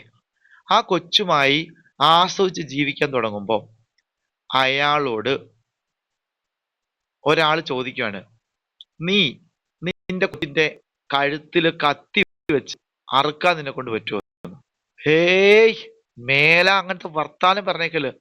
ഒരിക്കലും സാധിക്കത്തില്ല, ഒരിക്കലും. നമ്മൾ ഇമാജിൻ ചെയ്ത് വെക്കുക, നമ്മുടെ കൊച്ചിന്റെ കയ്യില് നമ്മുടെ മനസ്സിൽ കൊണ്ടുപോവാ, കൊച്ചിന്റെ മൈൻഡിൽ കൊണ്ടുപോവാ നമ്മുടെ കൊച്ചിനെ. എന്നിട്ട് മടിയിൽ കിടത്തിയിട്ട് ചിന്തിക്കാൻ പറ്റത്തില്ല, ചിന്തിക്കാൻ നമ്മളെ കൊണ്ട് സാധിക്കത്തില്ല. എന്നാൽ ഇബ്രാഹിം നബി അലൈഹി സ്വലാമിനോട് സെയിം സിറ്റുവേഷനിൽ ഇബ്രാഹിം കടന്നു പോയത്. ഇസ്മായിൽ നബി ഒരുപാട് നാള് 90 വർഷക്കാലം കുട്ടിയില്ലാതിരുന്നപ്പോഴാണ് ഹാജറ എന്ന് പറഞ്ഞ പെണ്ണിനെ സമ്മാനമായിട്ട് കിട്ടുന്നത്. സാറ മാത്രമേ ഉള്ളായിരുന്നു ഭാര്യയായിട്ട്. ആ ഹാജറയിൽ ഒരു കുട്ടിയുണ്ട്. ആ കൊച്ചിനെ സന്തോഷം കൊണ്ടിരുന്നപ്പോഴാണ് മക്കയിൽ കൊണ്ടുവിടാൻ പറഞ്ഞത്. മക്കയിൽ കൊണ്ടുവിട്ട് വീണ്ടും 10-12 വർഷക്കാലം അകന്നു കഴിഞ്ഞപ്പം ആ കൊച്ചിന്റെ ഒരു സന്തോഷം നബി എടുക്കാൻ പറ്റില്ല. പിന്നെ അള്ളാഹു ഇബ്രാഹിം വരാൻ പറഞ്ഞു മക്കയിലോട്ട്. അപ്പൊ ഇവിടെ ഇസ്മായിൽ നബി 10-13 വയസ്സുള്ള നല്ല ഓടിച്ചാടി കളിക്കുന്ന ഒരു ബാലനാ ഈ ബാലൻ. അപ്പൊ ഇവനുമായിട്ട് കളി അവിടുത്തെ പറയുന്നത്, ഇബ്രാഹിമെ, നിന്റെ ഈമാനാണെന്ന് ചെക്ക് ചെയ്യാൻ പോവാ. നീ നാളെ നിന്റെ കൊച്ചിനെ ആക്കണം, എനിക്ക് വേണ്ടി ബലി തരണം. ഈ ഇബ്രാഹിം നബി ഇസ്ലാം ഒന്ന് ആദ്യം മനുഷ്യനാണ്, മനുഷ്യൻ, സൂപ്പർ പറഞ്ഞല്ല. പക്ഷെ ഈ ഇബ്രാഹിം നബി പിറ്റേ നബിനെ കയ്യെപ്പിടിങ്ങനെ പോവാ. അപ്പൊ വഴിക്ക് ചോദിക്കുന്ന ചോദ്യം, അസർന്നു നമുക്ക് അതിനകത്ത് കാണാൻ പറ്റും. എടാ ഇസ്മായിൽ എങ്ങനെ വിളിക്കും, ഇനി ആ ഫിലിം ഞാൻ സ്വപ്നത്തിൽ കണ്ടു നിന്നെ, അച്ഛാ അള്ള എന്നോട് പറഞ്ഞു നിന്നെ അർക്കണം, നിന്നെ ബലി കൊടുക്കണം എന്ന്. എന്താണ് നിന്റെ അഭിപ്രായം? ഇവിടെ അഭിപ്രായം വെറുതെ ചോദിക്കണം, കാരണം ഇസ്മായിൽ നബി വസ്ലം സമ്മതിച്ചില്ലെങ്കിലും ഇബ്രാഹിം നബി വസ്ലം ചെയ്യും. പക്ഷെ ഇവിടെ ഇത് പറയാതെയാണ് കൂട്ടിക്കൊണ്ട് പോകുന്നത്, വഴിയിൽ വെച്ചത് പറയുവാണ്. അപ്പൊ ആ കൊച്ചു പറയുവാണ്, വാപ്പ അങ്ങനെ കണ്ടിട്ടുണ്ടെങ്കിൽ വാപ്പ അങ്ങനെ ചെയ്തോളൂ, സതജിദൂനി ഇൻഷാ അല്ലാഹു മഅ സ്വാബിരീൻ, സ്വർഗത്തിൽ നമുക്ക് ക്ഷമാശീലരായ കുട്ടികളുടെ കൂട്ടത്തില് വാപ്പാക്ക് എന്നെ കണ്ടെത്താൻ പറ്റും എന്ന് മറുപടി പറയുന്നുണ്ട്. ഇതിന്റെ അകത്തൊരു വലിയ സൈക്കോളജിക്കൽ ഇമ്പാക്ട് ഉണ്ട്. അതായത് മക്കളെ സ്വാലിഹീങ്ങളായിട്ടുള്ള ഒരു ഇൻസ്റ്റിറ്റ്യൂഷൻ കുഞ്ഞിലേ തന്നെ കൊടുത്തു കഴിഞ്ഞാൽ അവർക്ക് ഇസ്ലാമിക നിയമം ആ പിള്ളേരിൽ ഇൻബിൽട്ട് ആയിരിക്കും എന്നാണ് അതിന്റെ ഒരു പെർസ്പെക്റ്റീവ് വരുന്നത്. കാരണം അവിടെ ഇസ്മായിൽ നബിക്ക് അത്രയും നല്ല ഇസ്ലാമിക കൗൺസിൽ വന്ന് ഒരിക്കലും ഇസ്മായിൽ നബി അങ്ങനെയൊന്നും ചെയ്യണ്ടായോ എന്ന് പറഞ്ഞില്ല. അതൊരു കാഴ്ചപ്പാട് മാത്രമാണ്, എന്തെങ്കിലും പോട്ടെ. അങ്ങനെ പോയിട്ട് ആ ഇസ്മായിൽ നബി അലൈഹി സ്വലാമിനെ മലർത്തി കിടത്തി കത്തി വെക്കുമ്പോ ആ മുഖത്തെ എക്സ്പ്രഷൻ കാണാൻ ഇവനിക്ക് പറ്റുകയില്ല. കാരണം ഈ കത്തി വെക്കുമ്പോൾ വേദന എടുക്കുമ്പോൾ കൊച്ചിന്റെ മുഖം കാണാൻ പറ്റത്തില്ല. അതുകൊണ്ട് കൊച്ചിനെ എന്ത് ചെയ്തു, ആ ഖുർആനായത്തിൽ പറയുന്നുണ്ട്, കൊച്ചിനെ മുഖം മണ്ണിൽ മുട്ടുന്ന രീതി കമഴ്ത്തി വെച്ചിട്ട് കത്തി ഇങ്ങനെ കഴുത്തിന്റെ അടിയിൽ നിന്ന് മുകളിലോട്ട് വെച്ചു. അപ്പൊ ഈ പോകുന്ന സമയത്താണ് ആ മിനായിലെ കല്ലേറ്, ജംറയിൽ കഴിഞ്ഞ ദിവസം നമ്മൾ കല്ലെറിഞ്ഞില്ലേ, അവിടെയാണ് ഇബ്ലീസ് വന്നിട്ട് പറഞ്ഞു, ഓ ഇബ്രാഹിമെ, അത് ശരിക്കും ഇത് ഹദീസിലില്ല, തഫ്സീറിൽ വന്ന ഇസ്രായേലിയത്തായിരിക്കാം സംഭവം. ഇബ്ലീസ് തൊട്ടാണ് ഇബ്രാഹിം നബിയുടെ മനസ്സിൽ തോട്ടായിരിക്കാം, മേ ബി മനുഷ്യരൂപത്തിൽ ഇബ്ലീസ് വന്നായിരിക്കാം. ഇബ്രാഹിമെ നിന് പണിയൊന്നുമില്ലേ, എന്നോടൊന്ന് ചോദിക്കാമല്ലേ, കാരണം ഇത് പഠിച്ചവൻ പറഞ്ഞു തന്നെയാണോ എന്ന രീതിയിൽ ചോദിച്ചപ്പോഴാണ് ഇബ്രാഹിം നബിയുടെ ഈമാൻ കല്ല് ഇറക്കി എറിയുന്ന ഇബ്ലീസിനുണ്ട്, ഓടിച്ചു വിടുന്നത്. അങ്ങനെ ആകാശം മുഴുവനും നോക്കി നിൽക്കുക, ഇബ്രാഹിം എന്തായി കാണിക്കാൻ പോകുന്നതെന്ന്. മലക്കുകൾ മൊത്തം നോക്കി നിൽക്കുമ്പോ ആ കത്തി ഇങ്ങനെ വലിക്കുറപ്പായ സമയത്തുണ്ടല്ലോ, ഒരാടിനെയും കൊണ്ട് ഒരൊറ്റ വരവാണ് ജിബ്രീൽ അലൈഹി സ്വലാം, ഒരാടിനെയും കൊണ്ട് നിർത്ത പറഞ്ഞു, നെട്ടിച്ചു കളഞ്ഞു. സ്റ്റില്ലായി മലായിക്കത്ത് ലോകം മൊത്തം. അള്ളാഹു ആടിനെ കൊണ്ട് പറഞ്ഞു, അള്ളാഹുവിന് ഉറപ്പായി നീ അത് ചെയ്യുമെന്ന്, അതുകൊണ്ട് നീ ആടിനെ അറുത്തോ, കൊച്ചിനെ വിട്ടേക്കാൻ പറഞ്ഞു. ഇങ്ങനെ മനുഷ്യനെ പടച്ചവൻ വിളിച്ചപ്പോഴാണ് ഈ ബന്ധത്തിന് എന്ത് പേര് വിളിക്കും? ഹബീബൊന്നും അല്ല ഇത്, ഹബീബിന്റെ മുകളിൽ പോയി. ഹബീബ് ഇവിടം വരെ ഹബീബിന്റെ മുകളിൽ പോയി. ഖലീൽ, ഖലീൽ അല്ല ഖലീൽ, ഖലീൽ.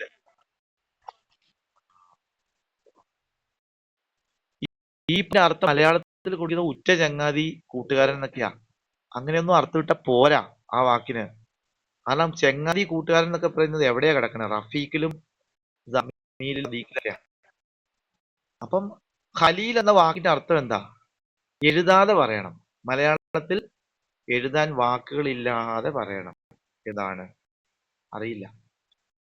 ഹബീബിന്റെ അർത്ഥം എന്താ? എഴുതാൻ ഇല്ല, ആശയം കൊണ്ടേ പറയാൻ പറ്റത്തുള്ളൂ. അപ്പൊ ഇബ്രാഹിം നബീനെ ഖലീൽ എന്നാണ് വിളിച്ചത്.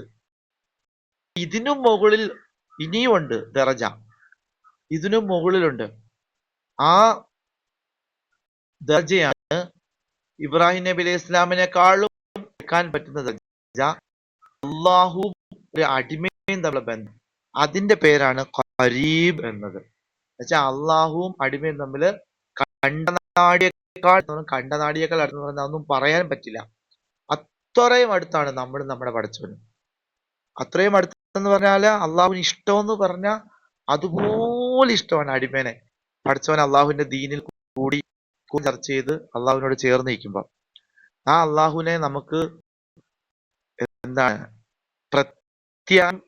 പ്രതീക്ഷയാണോ വേണ്ടേ, അതോ പേടിയാണോ വേണ്ടേ? പേടിയാണോ ഭയമാണോ വേണ്ടേ?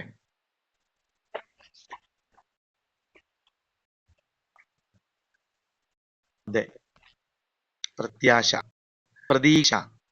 ഈ ഇതാണ് അള്ളാഹുവിന്റെ കാരുണ്യം ശിക്ഷയെ മൂടിയെന്നും ലാ തഖ്നതു മിർ റഹ്മത്തില്ല എന്നും വലാ തഅസൂ മിർ റൗഹില്ല, നിങ്ങൾ അള്ളാഹുവിന്റെ കാരണത്തിൽ പ്രതീക്ഷ വറ്റരുത്, നിങ്ങൾ പഠിച്ചവനിൽ പ്രതീക്ഷ വെക്കുക. പ്രതീക്ഷ വെക്കാൻ വകയുണ്ടെങ്കിൽ അത് അള്ളാഹുവേ ഉള്ളൂ. അള്ളാഹുവിന്റെ 99 കാരുണ്യം ഇനിയും മാറ്റി വെച്ചിരിക്കുന്നു, ഒരു കാരുണ്യം മാത്രമാണ് ഈ ദുനിയാവിലുള്ളത്. അത് വെച്ചാണ് നിങ്ങൾ ഈ ജീവിക്കുന്നത്. അപ്പൊ ഇനി അതിന്റെ 99 ഇരട്ടി എന്റെ കയ്യിലുണ്ട്. അതുകൊണ്ട് നിങ്ങൾ ഒരു കാരണവശാലും പേടിക്കണ്ട. ഇങ്ങനത്തെ അള്ളാഹുവിനെ അവതരിപ്പിച്ചിട്ടില്ല, നമ്മുടെ സമൂഹത്തിൽ പഠിപ്പിച്ചിട്ടില്ല. മറിച്ച് ശിക്ഷിക്കുന്ന അള്ളാഹുവിനെയാണ്. അതിനെ കുറ്റം പറയുന്നില്ല. തെറ്റ് ചെയ്താൽ ശിക്ഷിക്കും. തെറ്റ് ചെയ്യുന്നവൻ അള്ളാഹുവിനെ പേടിക്കുന്നില്ലെങ്കിൽ അവന് ഈമാനില്ല. പക്ഷെ നന്മ ചെയ്യുന്നവനെ സംബന്ധിച്ചിടത്തോളം ഈ ഒരു പെർസ്പെക്റ്റീവിൽ അള്ളാഹുവിനെ കാണണം. കരീബായ അള്ളാഹു. അപ്പൊ നേരത്തെ ആ ഫർസീന ചോദിച്ച, ഫർസീനൊക്കെ പോയെന്ന് തോന്നല്ലേ ചോദ്യം ചോദിച്ചല്ലേ, ആ ചോദ്യത്തിലാണ് നമ്മൾ പറഞ്ഞത് അള്ളാഹു നമ്മൾ തമ്മിൽ ഉണ്ട്. മാഷാ അല്ലാ, ഉണ്ട് ഉണ്ട് ഉണ്ട്. ഓക്കെ, അള്ളാഹു നമ്മളും തമ്മിലുള്ള ഇത്രയും ബന്ധം. അപ്പൊ ഈ അള്ളാഹുവിനെ അറിഞ്ഞ ഒരു വ്യക്തി മരണപ്പെടാൻ നേരം കൂജയിൽ നിന്നും വെള്ളം ഒഴിക്കുന്നത് പോലെ എന്ന് റസൂലുള്ളാഹി സ്വല്ലല്ലാഹു അലൈഹി വസല്ലം പറഞ്ഞു. അത് ഒരിക്കലും അവനായിട്ട് പീഡിപ്പിക്കുന്നതല്ല, നരകിക്കുന്നതല്ല, സിമ്പിളായിട്ട് അങ്ങോട്ട് ഇറങ്ങിപ്പോവും. എന്നാൽ അതിന് ശാസ്ത്രീയമായ ഒരു തലത്തിൽ വേദനയുണ്ട്. ആ വേദന ഉല്ലാസമ പോലും അനുഭവിച്ചിട്ടുണ്ടെങ്കിൽ നിങ്ങളും അനുഭവിക്കും. പക്ഷെ മുഅ്മിനായ വ്യക്തി എന്ത് ചെയ്യണ്ട? പേടിക്കണ്ട. മലക്ക് വന്ന് അടുത്ത് നിൽക്കുമ്പോഴേ അറിയാം.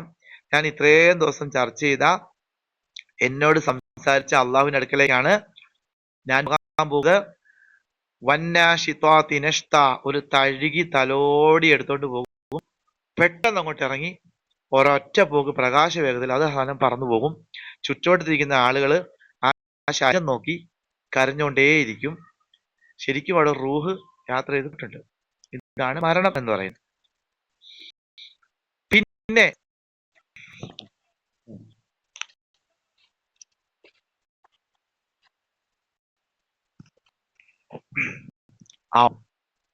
അപ്പൊ തന്നെ നമുക്ക് കിട്ടും നമ്മൾ ഏത് വഴിക്കാണ് നമ്മൾ പോകുന്നതെന്ന്. പിന്നെ ഖബറിൽ കൊണ്ട് ചോദ്യം ചോദിച്ചതിന് ശേഷം ചോദ്യത്തിന് ഉത്തരം കൂടെ പറയുമല്ലോ. പറഞ്ഞു കഴിഞ്ഞാൽ നമുക്ക് ലിസ്റ്റ് ഔട്ട് ചെയ്യും. നമ്മുടെ മുമ്പിൽ ദൂരെ ഒരു ഡിസ്പ്ലേ കാണിക്കും, അതായത് വിശാലമായ സ്വർഗം. എന്നിട്ട് പറയും അവിടെയാണ് നീ പോകേണ്ടത് എന്ന് പറയുമ്പോ എന്നെ ഒന്ന് അങ്ങോട്ട് വിടാവോന്നിരിക്കും കബറിൽ കിടന്ന്. Wait wait wait wait wait, ബഹളം വെക്കാതെ. ഖിയാമത്ത് നാളാകണം. ഖിയാമത്ത് നാളായി വെച്ച് നിനക്ക് അങ്ങോട്ട് പോകാൻ പറ്റും.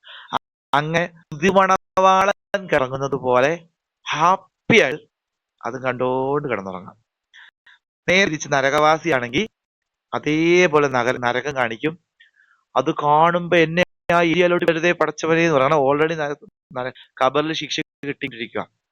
അപ്പൊ പറയാം നീ പേടിക്കണ്ട, ഇവിടുത്തെ ശിക്ഷ സാമ്പിൾ വെടിക്കെട്ടാണ്, അങ്ങോട്ട് നിനക്ക് പോകാനുണ്ട്, അതാണ് നിന്റെ ശാശ്വതമായ എന്ന് പറയും. അപ്പൊ അങ്ങോട്ട് വിടരുതേ എന്ന് പറയുമ്പോ എന്താണെങ്കിലും അന്ത്യനാളുണ്ട്, അങ്ങോട്ട് പോകും. അതാണ് സൂറത്ത് യാസീൻ കാലൂമിൻ ഉറക്കത്തിൽ നിന്ന് എഴുന്നേറ്റ് ആരെയാണ് ഞങ്ങൾ ഉറക്കത്തിൽ നിന്ന് വിളിച്ചു വിട്ടെന്ന് ചോദിക്കുന്നുണ്ട്. അപ്പൊ അവര് എന്തോ ഒരു ഉറക്കം എന്ന് പറയുമ്പോൾ നമ്മൾ വിചാരിക്കും എല്ലാം മറന്നുള്ള ഉറക്കം. അതല്ല, അത് വേറെന്തോ ഒരു പ്രയോഗമാണ്. സമാധാനം ഇല്ലാതെ കിടക്കുക. അങ്ങോട്ട് ഞങ്ങൾ വിടരുതേ എന്നാ പറയുന്നത്. പക്ഷെ അങ്ങോട്ട് പോകും. തസ്നി, റൂഹ് ഇറങ്ങുമ്പോ റിസൾട്ട് കിട്ടും.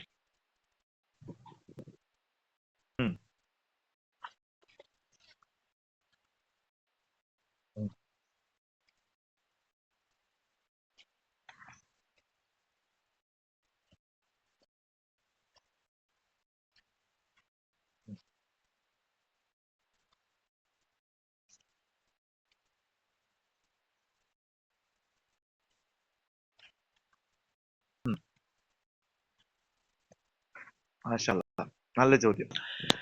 നമ്മൾ എപ്പോഴും ഈ സ്വർഗത്തെ വിഷ്വല് ചെയ്ത് വെക്കുന്നത് ഒരു ഒരു സ്ഥലമായിട്ട്. ഇപ്പൊ ഉദാഹരണം മൈസൂർ മൃഗശാല. നമ്മുടെ മനസ്സിൽ ഒരു ടാർഗറ്റ് ഉണ്ട്. നമ്മൾ ഇവിടുന്ന് യാത്ര ചെയ്യുന്നു, ഒരു 400-500 കിലോമീറ്റർ യാത്ര ചെയ്തു, മൃഗശാലയിലേക്ക് എൻ്റർ ചെയ്തു, മൃഗശാല എത്തി, സൂ എത്തി. ഈ സ്വർഗം എന്ന് പറയുന്നത് ഒരിക്കലും അങ്ങനെ എത്തുന്ന ഒരു സാധനമല്ല. സ്വർഗം അള്ളാഹു പറഞ്ഞത് ആകാശ ഭൂമികളെക്കാൾ വിശാലമാണ് സ്വർഗം. അപ്പോ ഇപ്പം നമ്മള് നക്ഷത്രത്തെ കാണുമല്ലോ. നിങ്ങൾ നക്ഷത്രം കണ്ടിട്ടുണ്ടോ? താഴെ നോക്കുമ്പോൾ നക്ഷത്രം കണ്ടിട്ടുണ്ടോ? കണ്ടിട്ടില്ലേ? എല്ലാരും ഉറങ്ങിയിരിക്കുന്ന ആൾക്കാർ. ഭൂമിയുമായി ഏറ്റവും അടുത്ത നക്ഷത്രം ഏതാണെന്നറിയോ? സ്വർഗോ?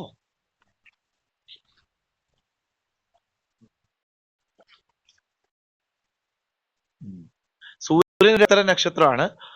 സൂര്യ പറക്കുണ്ട്. പ്രോക്സിമ സെഞ്ചുറി എന്ന് പറയും. അതായത് 4.25 പ്രകാശവർഷം ദൂരെയാണ്. 4.25 പ്രകാശവർഷം ദൂരെയാണ്. പ്രകാശവർഷം എന്ന് പറഞ്ഞാല് ഇതൊക്കെ മനസ്സിലാക്കി സ്വർഗത്തെ കുറിച്ച് കൂടുതൽ കാഴ്ചപ്പാട് കിട്ടും.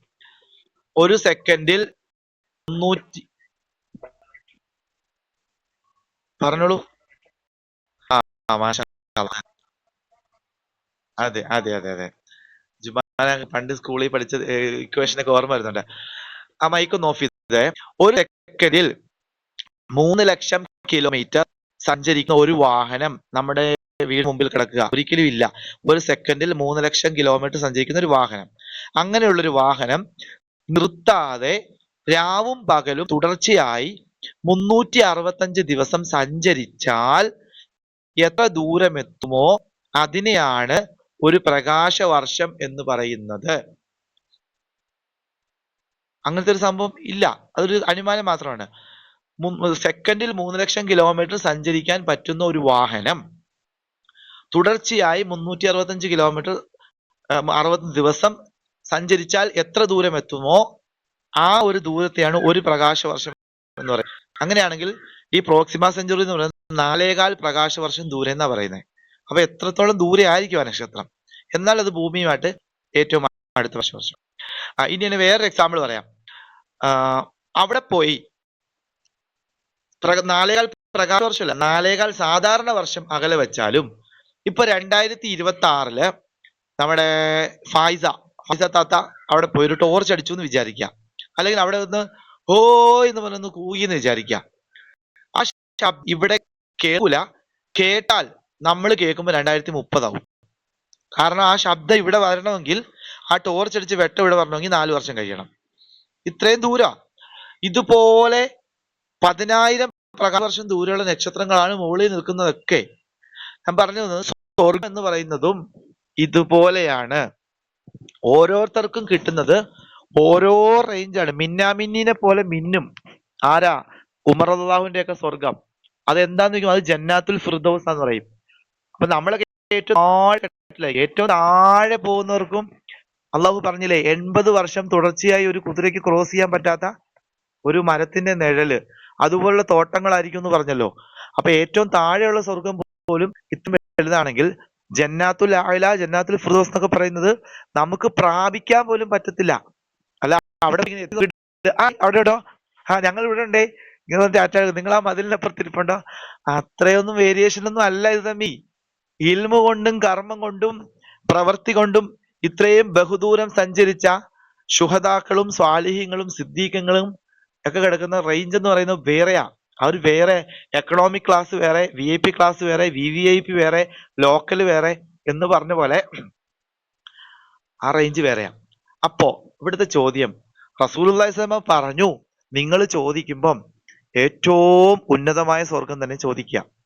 ഖുർആൻ പറഞ്ഞു വസാബിഖൂ ഇലാ മഗ്ഫിറത്തിൻ, പാപമോചനത്തിലേക്ക് നിങ്ങൾ മുൻകടക്കുക, ഓവർടേക്ക് ചെയ്യുക.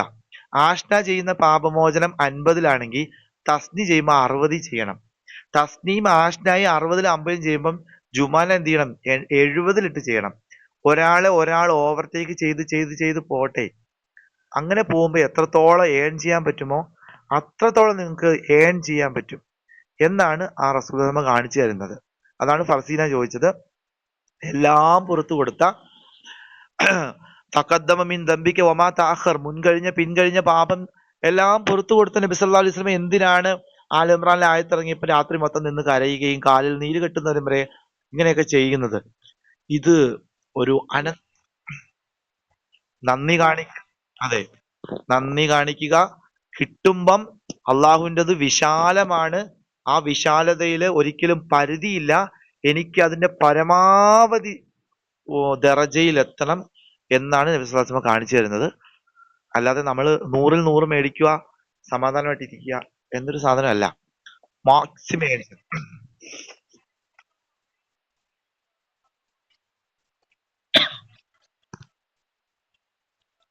അതെ, നമ്മൾ ചെയ്യണം. ഞാൻ ഈ പറഞ്ഞതിന്റെ അർത്ഥം നമ്മൾ ചെയ്യണം എന്നാ. റസൂലുള്ളാഹി സ്വലമയ്ക്ക് അങ്ങനെ ചെയ്യേണ്ട ആവശ്യം ഇല്ലല്ലോ. പക്ഷെ റസൂലുള്ളാഹി കാണിച്ച്, ഞാൻ പറഞ്ഞില്ലേ, ലഖദ് കാന ഫീ റസൂലുള്ളാഹി ഉസ്വത്തുൻ ഹസന, എല്ലാം പുറത്തു കൊടുത്ത റസൂലുള്ളാഹിക്ക് ഉത്തമ മാതൃക എന്ന് പറയുമ്പം ഇങ്ങനെ ഒരു പ്രോസസ്സ് റസൂലുള്ളാഹി കാണിച്ചു തരണം. അപ്പൊ നമുക്കും ഒരു മോട്ടിവേഷൻ ആണ് ചെയ്യാൻ. അപ്പൊ ആ നബിയാണ് ചെയ്യാത്ത കാര്യങ്ങളെ മരണ വീട്ടിൽ ഖുർആൻ ഓതുക, ജാറ മക്ബറയിലൊക്കെ പോയി നസ്ലാസ്മ ചെയ്തില്ല. അപ്പൊ എന്തെങ്കിലും ഒരു സാധ്യത ഉണ്ടെങ്കിൽ നബി അവിടെ ഒരു വാക്കുകൊണ്ടേലും പറഞ്ഞേനെ. പക്ഷെ നമ്മൾ എന്ത് ചെയ്യുന്നു, അവിടെ ഒന്നും നമ്മൾ ഈ പറയുന്ന പാപമോചനത്തിന്റെ വിഷയത്തിലൊക്കെ നമ്മൾ ബാക്ക്വേർഡ് ആകുകയും നബി കാണിക്കാത്ത വിഷയത്തിൽ ഭയങ്കരമായ ഫോർവേഡ് ആകുകയും ചെയ്യുന്നു. അതാണൊരു കാര്യം. ശരി, നമ്മൾ എവിടെ നിന്നായിരുന്നു പോയത്? ഞാൻ പറഞ്ഞല്ലേ കൂട്ടിക്കൊണ്ട് വരണമെന്ന്. നമ്മൾ എവിടെ നിന്നായിരുന്നു പോയത്?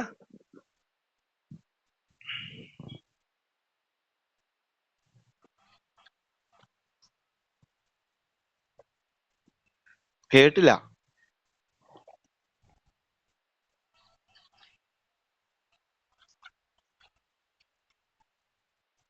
അല്ല, അത് നമ്മളെ ആയത്തിന്ന് പോകാനുള്ള സാധ്യത ഞാൻ ചോദിച്ചത്. തിരിച്ചു പോയാൻ പറഞ്ഞായിരുന്നു. അല്ല, ആ അത് തന്നെ, നിന്റെ റബ്ബ് എന്ന് പറഞ്ഞ, റബ്ബിക്ക എന്ന് പറഞ്ഞ ആ ഒരു പോയിന്റിൽ നിന്നാ പോയത്. നോക്കിയേ, ഇനി ആ ആയത്ത് നിങ്ങൾ വായിച്ചു നോക്കിയേ. വയസ്താജുലൂനൊക്കെ ബിൽ അദാബ്, ശിക്ഷയ്ക്ക് അവർ തിരക്ക് കൂട്ടുന്നു. വലൻ യുഖ്ലിഫ് അള്ളാഹു വാഴത, അള്ളാഹുവിന്റെ വാക്ക് അള്ളാഹ് ഒരിക്കലും തെറ്റിക്കുകയില്ല. ഇന്ന യൗമൻ ഐന്ദ റബ്ബിക്ക, നിന്റെ റബ്ബിന്റെ അടുക്കൽ. കണ്ടോ, ഇപ്പൊ നിന്റെ റബ്ബ് എന്നൊക്കെ പറയുമ്പോ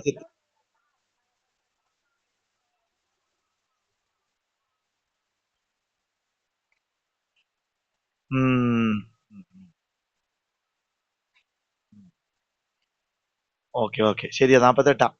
ആ 47 ആയത്തില് ഇന്ദ റബ്ബിക്ക എന്ന് പറഞ്ഞ ആ പെർസ്പെക്റ്റീവ് ഞാൻ ഇത്രയും പറഞ്ഞത് നിങ്ങളുടെ മനസ്സിൽ കയറിയിട്ടുണ്ടെങ്കിൽ നിങ്ങൾക്ക് ആ റബ്ബിക്ക എന്ന് പറഞ്ഞതിന്റെ പൊരുൾ കുറച്ചും കൂടെ പവറിൽ എനിക്ക് കിട്ടും.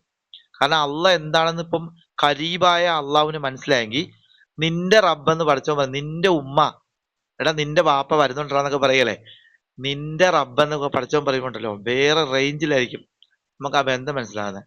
ആ സൂചിപ്പിച്ച 48 പറഞ്ഞത് എത്രയെത്ര നാടുകളാണ് അംലൈത്തുലഹ, ഞാൻ ആ നാടിന് സമയം നീട്ടിക്കൊടുത്തു.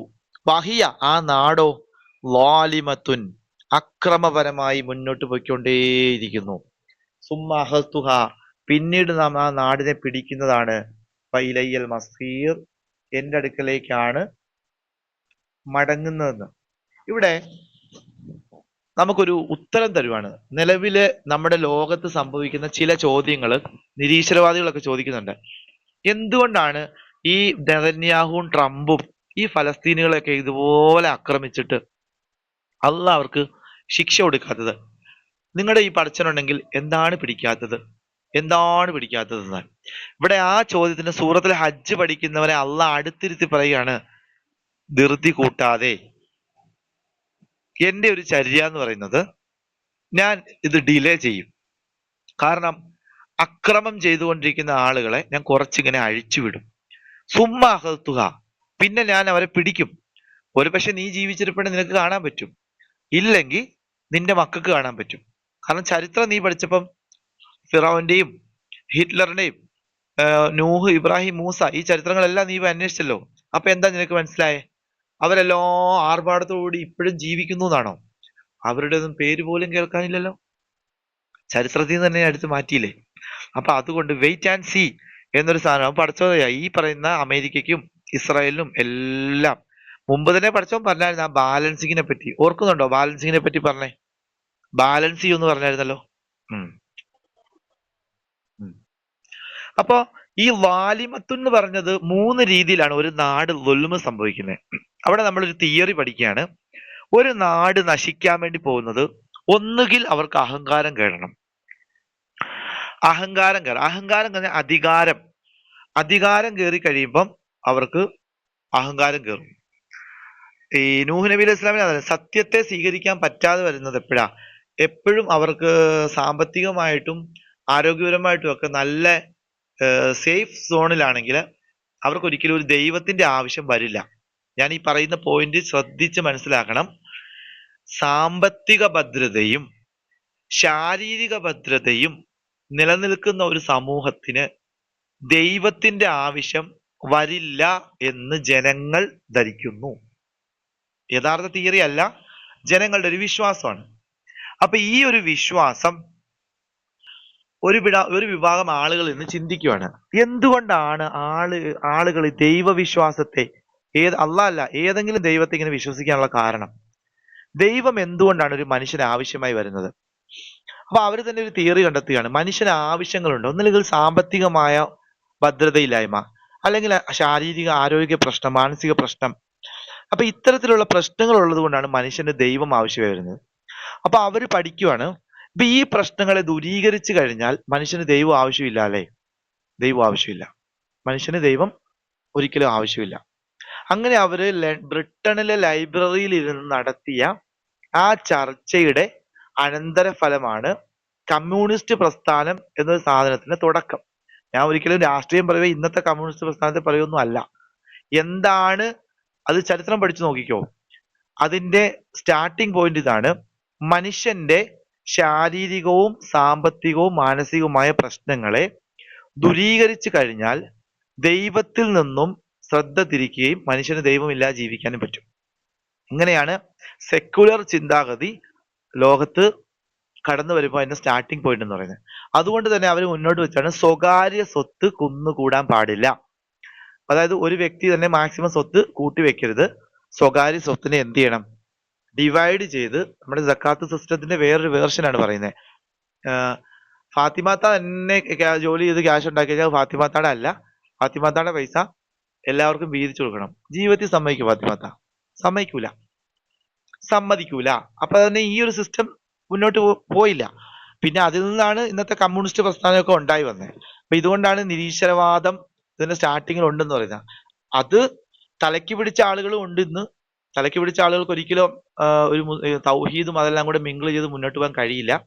അതേസമയത്ത് വെറും ഒരു രാഷ്ട്രീയ പാർട്ടി മാത്രമായിട്ട് അതിനെ കാണുകയും അതിന്റെ ആശയങ്ങളെ ഈ ഇത്തരത്തിലുള്ള ആശയങ്ങളെ ഉൾക്കൊള്ളാതെയും ഇരിക്കുന്ന ഒരാൾക്ക് മാത്രമേ അതിൽ തുടരാൻ കഴിയത്തുള്ളൂ. യഥാർത്ഥ അതിന്റെ ലക്ഷ്യത്തെ പൂർത്തീകരിക്കാനാണെങ്കിൽ ഒരിക്കലും സാധിക്കത്തില്ല. ആ ചർച്ച അവിടെ കൊണ്ടുവിടാം. അപ്പൊ ഒരു നാട് ളുൽമിലേക്ക് പോകാനുള്ള കാരണം ഇതാണ്: അഹങ്കാരം വരിക, ദൈവിക ചിന്ത വേണ്ടാന്ന് വെക്കുക. രണ്ടാമത്തത് സാമ്പത്തികമായ അഴിമതി, അതായത് ലൂത്ത് നബിയുടെ കാലത്താണ്, അല്ലെ ഷുഐബ് നബിയുടെ കാലത്ത് നടന്നത്. പിന്നെ പീഡനം. ഒരു മനുഷ്യൻ അക്രമകാരി, ഈ പോയിന്റ് എഴുതി വെച്ചോ. ഒരു മനുഷ്യൻ അക്രമകാരിയാകുന്നത് രണ്ട് കാര്യമുള്ളപ്പോഴാണ്. മനുഷ്യനും മൃഗവും തമ്മിൽ ഉള്ളൊരു വ്യത്യാസമാണ് പറയാൻ പോകുന്നത്. ഒരു മൃഗം അക്രമകാരിയാകുന്നത് രണ്ടവസരത്തിലാണ്. ഒന്ന്, ആ മൃഗത്തിന് വിശക്കുമ്പോൾ, അതിന് വിശന്നു കഴിഞ്ഞാൽ അത് വേട്ടയാടി പിടിക്കും, ഓടിച്ചിട്ട് പിടിക്കും. രണ്ട്, അതിന് നിലനിൽപ്പില്ലാതെ വരുമ്പോൾ, അതിന് സേഫ്റ്റി ഇല്ലെങ്കിൽ, പൂച്ചനെ പോയി ചവിട്ടിയാ പൂച്ച മാന്തും. കാരണം വേദന എടുത്തു കഴിഞ്ഞാൽ അതിന് സേഫ്റ്റി ഇല്ല, അതിനെ ആക്രമിക്കാൻ പോകുന്ന നോക്കും, അല്ലെങ്കിൽ കുഴപ്പമില്ല. അപ്പോ മൃഗം അക്രമകാരിയാകുന്നത് ഏതൊക്കെ സന്ദർഭത്തിലാ പറഞ്ഞേ?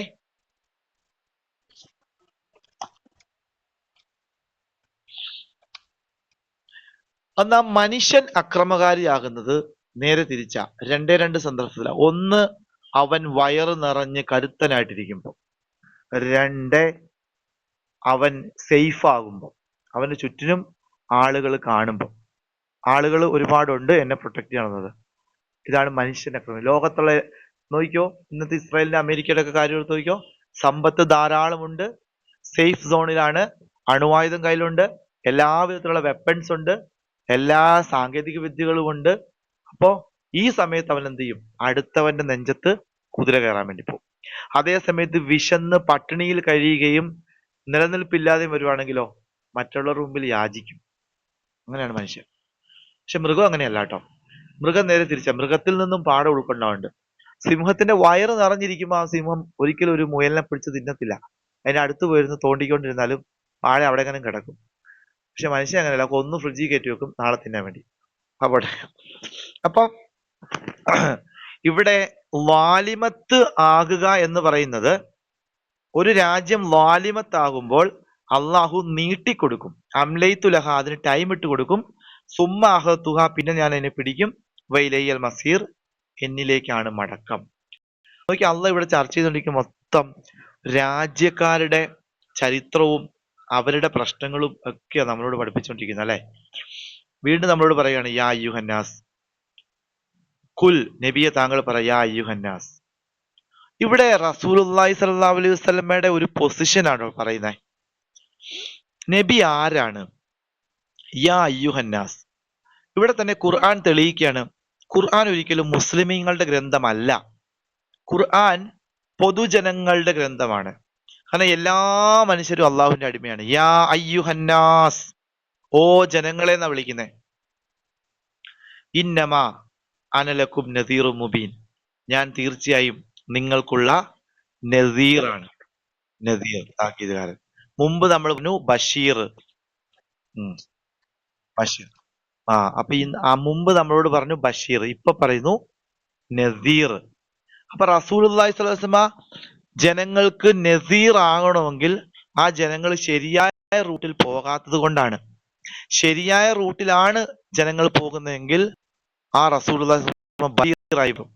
സൂറത്തുൽ ഫത്ഹിലൊക്കെ പറയുന്നത് ഇന്നമാ അന ഇന്ന അർസൽനാക മുബശ്ശിറൻ വ നസീറ, നബിയെ താങ്കളെ ഞാൻ ഒരേ സമയത്ത് ബഷീറും നസീറുമായിക്കൊണ്ടാണ് അയച്ചിരിക്കുന്നത്. സൂറത്തുൽ കൗഫിൽ പറയുന്നുണ്ടല്ലോ അൽഹംദുലില്ലാഹില്ലദീ അൻസല അലാ അബ്ദിൽ കിതാബ വലം യജ്അൽ ലഹു ഇവജ ഖയ്യിമൻ ലിയുൻസിറ ബഅസൻ. ബാക്കി ഓതിക്കേ, അറിയാമോ?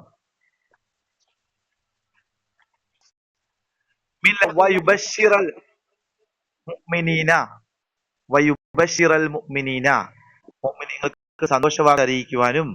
ബാക്കി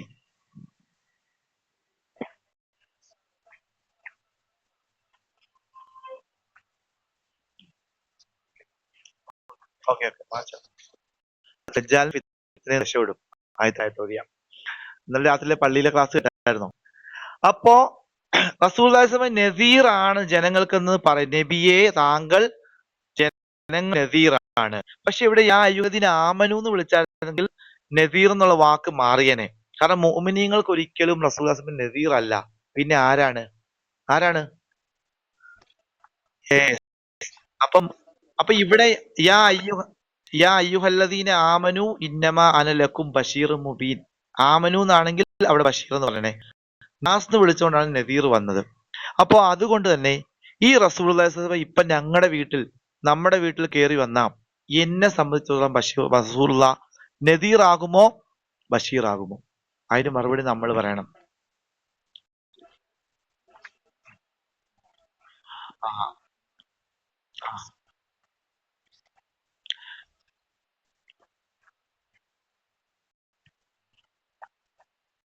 മാഷാ അല്ലാഹ്. അത് തന്നെ ബഷീർ ആകുന്നൊക്കെ ചാടിക്കയറി പറയും. ജോലി ചോദിക്കും, സമ്പത്ത് ചോദിക്കും, ഇടപാടുകൾ ചോദിക്കും.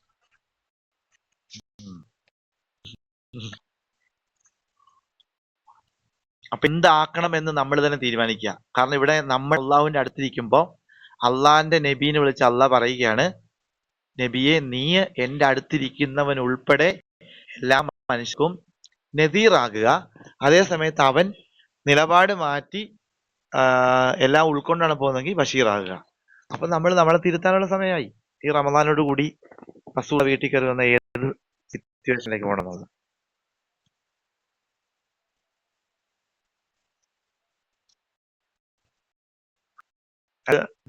അംഗം കൊണ്ട് സന്തോഷവാർത്ത നരം തരുമ്പോഴും നമുക്ക് അവിടെ എത്തും പറയാതെ. ആമനു വാമിന് 50-ാമത്തെ ആയത്തി നസീർ ആയതിനു ശേഷം മുഅ്മിനീങ്ങളെ തഴുകാണ്. അപ്പോൾ മുഅ്മിനീങ്ങളായ ഒരു മുഅ്മിനായ മാത്രം പോരാ, വഅമിലു സ്വലിഹാത്തി, നോമ്പും സക്കാത്തും ഹജ്ജൊക്കെ കൃത്യമായിട്ട് നടത്തണം.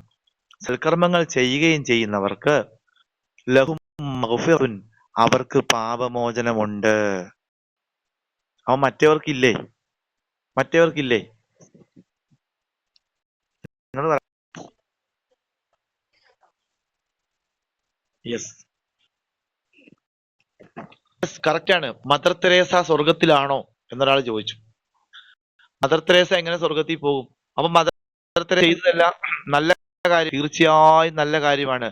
SSLCക്ക് 10 സബ്ജക്റ്റ് ഉണ്ടെങ്കിൽ 10 എണ്ണത്തിനും കൂടെ എനിക്ക് ഇന്ന ഗ്രേഡ് അറിയത്തില്ല, നമ്മളൊക്കെ എഴുതുമ്പം അത്ര 210 മാർക്ക്.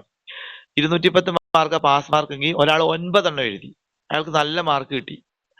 എല്ലാം കൂടെ കൂട്ടുമ്പോൾ ഡിസ്റ്റിങ്ഷൻ അടുത്ത് മാർക്കുണ്ട്. പക്ഷെ അയാൾ SLC കടമ്പ കടക്കുവോ? കടക്കൂല, ഒരു എക്സാമിൽ തോറ്റുപോയി. എന്ന് പറഞ്ഞ പോലെ എത്ര നന്മ ചെയ്താലും പാപമോചനവും റിസുക്കുൻ കരീം, അവിടെ മാന്യമായ ഉപജീവനം എന്ന് പറയുന്നത് സ്വർഗം കേട്ടോ. ആ റിസുക്കുൻ കരീമും വേണമെങ്കിൽ ഒന്നാമത്തെ കാര്യവും രണ്ടാമത്തെ കാര്യവും അത്യാവശ്യമാണ്. ഒന്നാമത്തെ കാര്യം രണ്ടാമത്തെ കാര്യം ഏതാ? ആമനു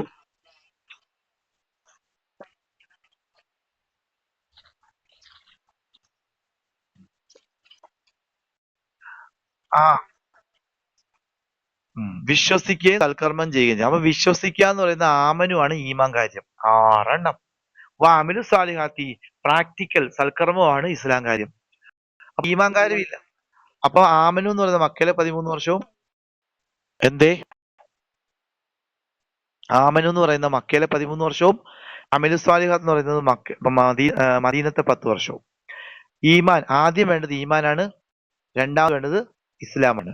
ഇത് രണ്ടും ഉണ്ടെങ്കിലേ ഉള്ളൂ ഒരാൾക്ക് മഗ്ഫിറത്തുള്ളൂ, റിസ്കുൻ കരീമുള്ളൂ. റിസ്കുൻ കരീം എന്ന് പറഞ്ഞാൽ മാന്യം.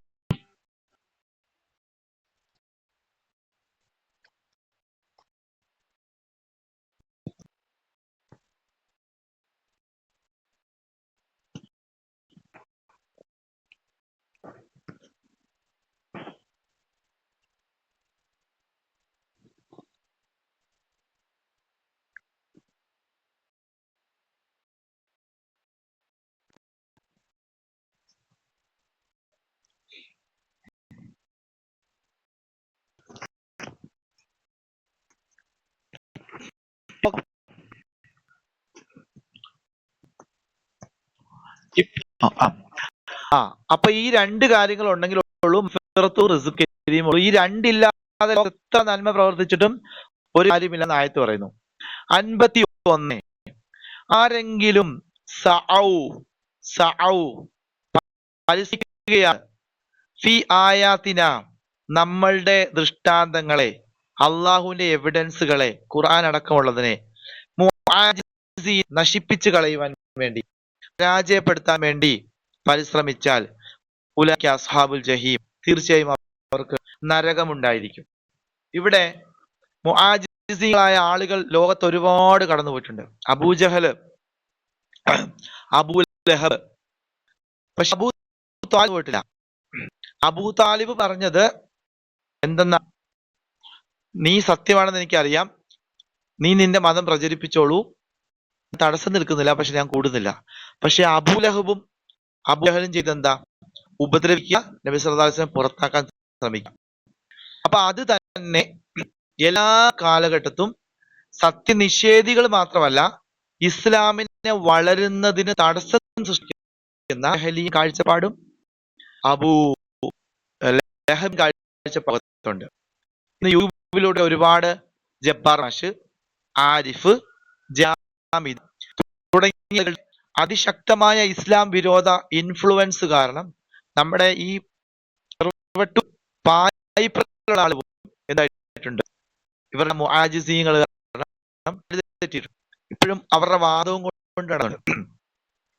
കാരണം അത് സത്യനിഷേധത്തെക്കാൾ വലിയൊരു ശിക്ഷ കിട്ടുന്നതാണ്. ഇസ്ലാമിന്റെ വഴിക്ക് പോകട്ടെ, നിനക്ക് വിശ്വസിക്കാൻ സൗകര്യമില്ലെങ്കിൽ നീ മാറി നിൽക്കുക. പക്ഷെ ഇതെവിടെ അല്ല. ഞാൻ വിശ്വസിക്കത്തുമില്ല, ഇത് പൊട്ടത്തരമാണ് എന്ന് ലോകത്ത് പറഞ്ഞ് പ്രചരിപ്പിക്കാൻ വേണ്ടി ശ്രമിക്കും. പൊട്ടത്തരമാണ് ലോകത്ത് പറഞ്ഞ് പ്രചരിപ്പിക്കാൻ വേണ്ടി ശ്രമിക്കുന്നു. അവർക്ക് അസ്ഹാബുൽ ജഹീമാണ്, നരക ശിക്ഷയാണ്. ഇതെന്താണെന്ന് അറിയാമോ? ഇനി അടുത്ത ആയത്തില്, നമുക്ക് അടുത്ത ആയത്തുകൊണ്ട് ഈ ക്ലാസ് അവസാനിപ്പിക്കാം. ഇങ്ങനെ നടക്കാനുള്ള കാരണം എന്ന ആയത്തിൽ പടച്ചവൻ പറഞ്ഞു തരുന്നുണ്ട്. അള്ളാഹു 52-ാമത്തെ ആയത്തിൽ പറയുക, വമാ അർസൽനാ മിൻ ഖബ്ലിക മിൻ റസൂൽ, നബിയെ നിനക്ക് മുമ്പും ഞാൻ ഇതുപോലെ ദൂതന്മാരെ അയച്ചിട്ടുണ്ട്.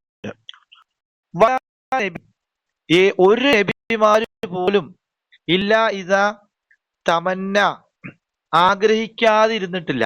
എല്ലാ നബിമാരും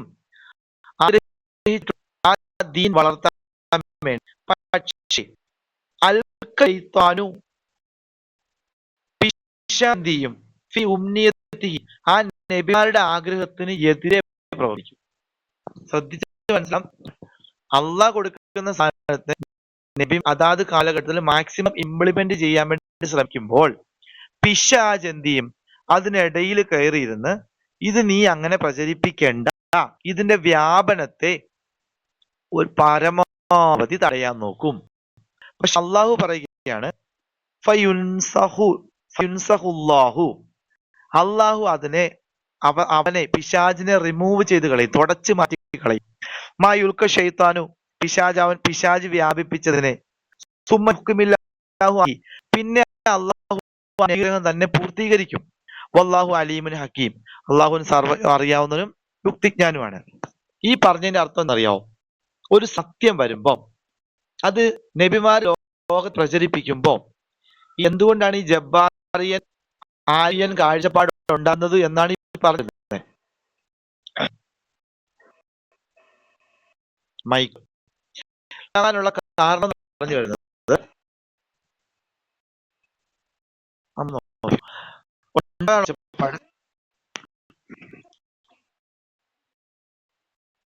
ഇപ്പോഴും ഇല്ല. ഓക്കെ, പറഞ്ഞത് റിപ്പീറ്റ് ചെയ്യണോ?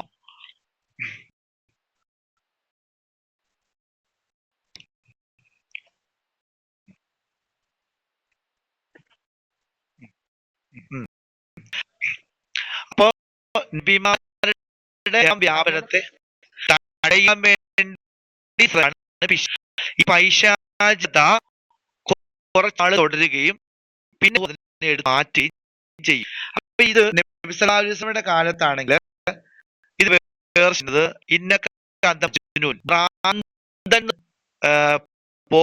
കൊടുക്കും.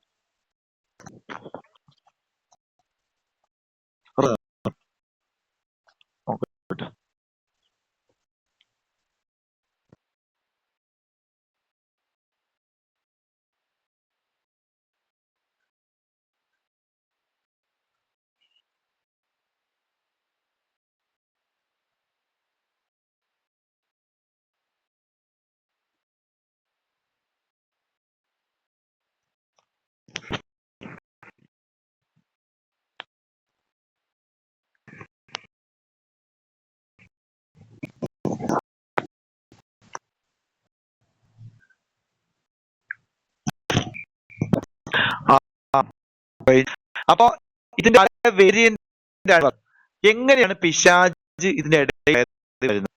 റസൂലുള്ളാഹി സ്വല്ലല്ലാഹു അലൈഹി വസല്ലമ ഇപ്പൊ ഓക്കെ ആണോ? ഓഡിബിൾ വീഡിയോ ഓക്കെ ആണോ?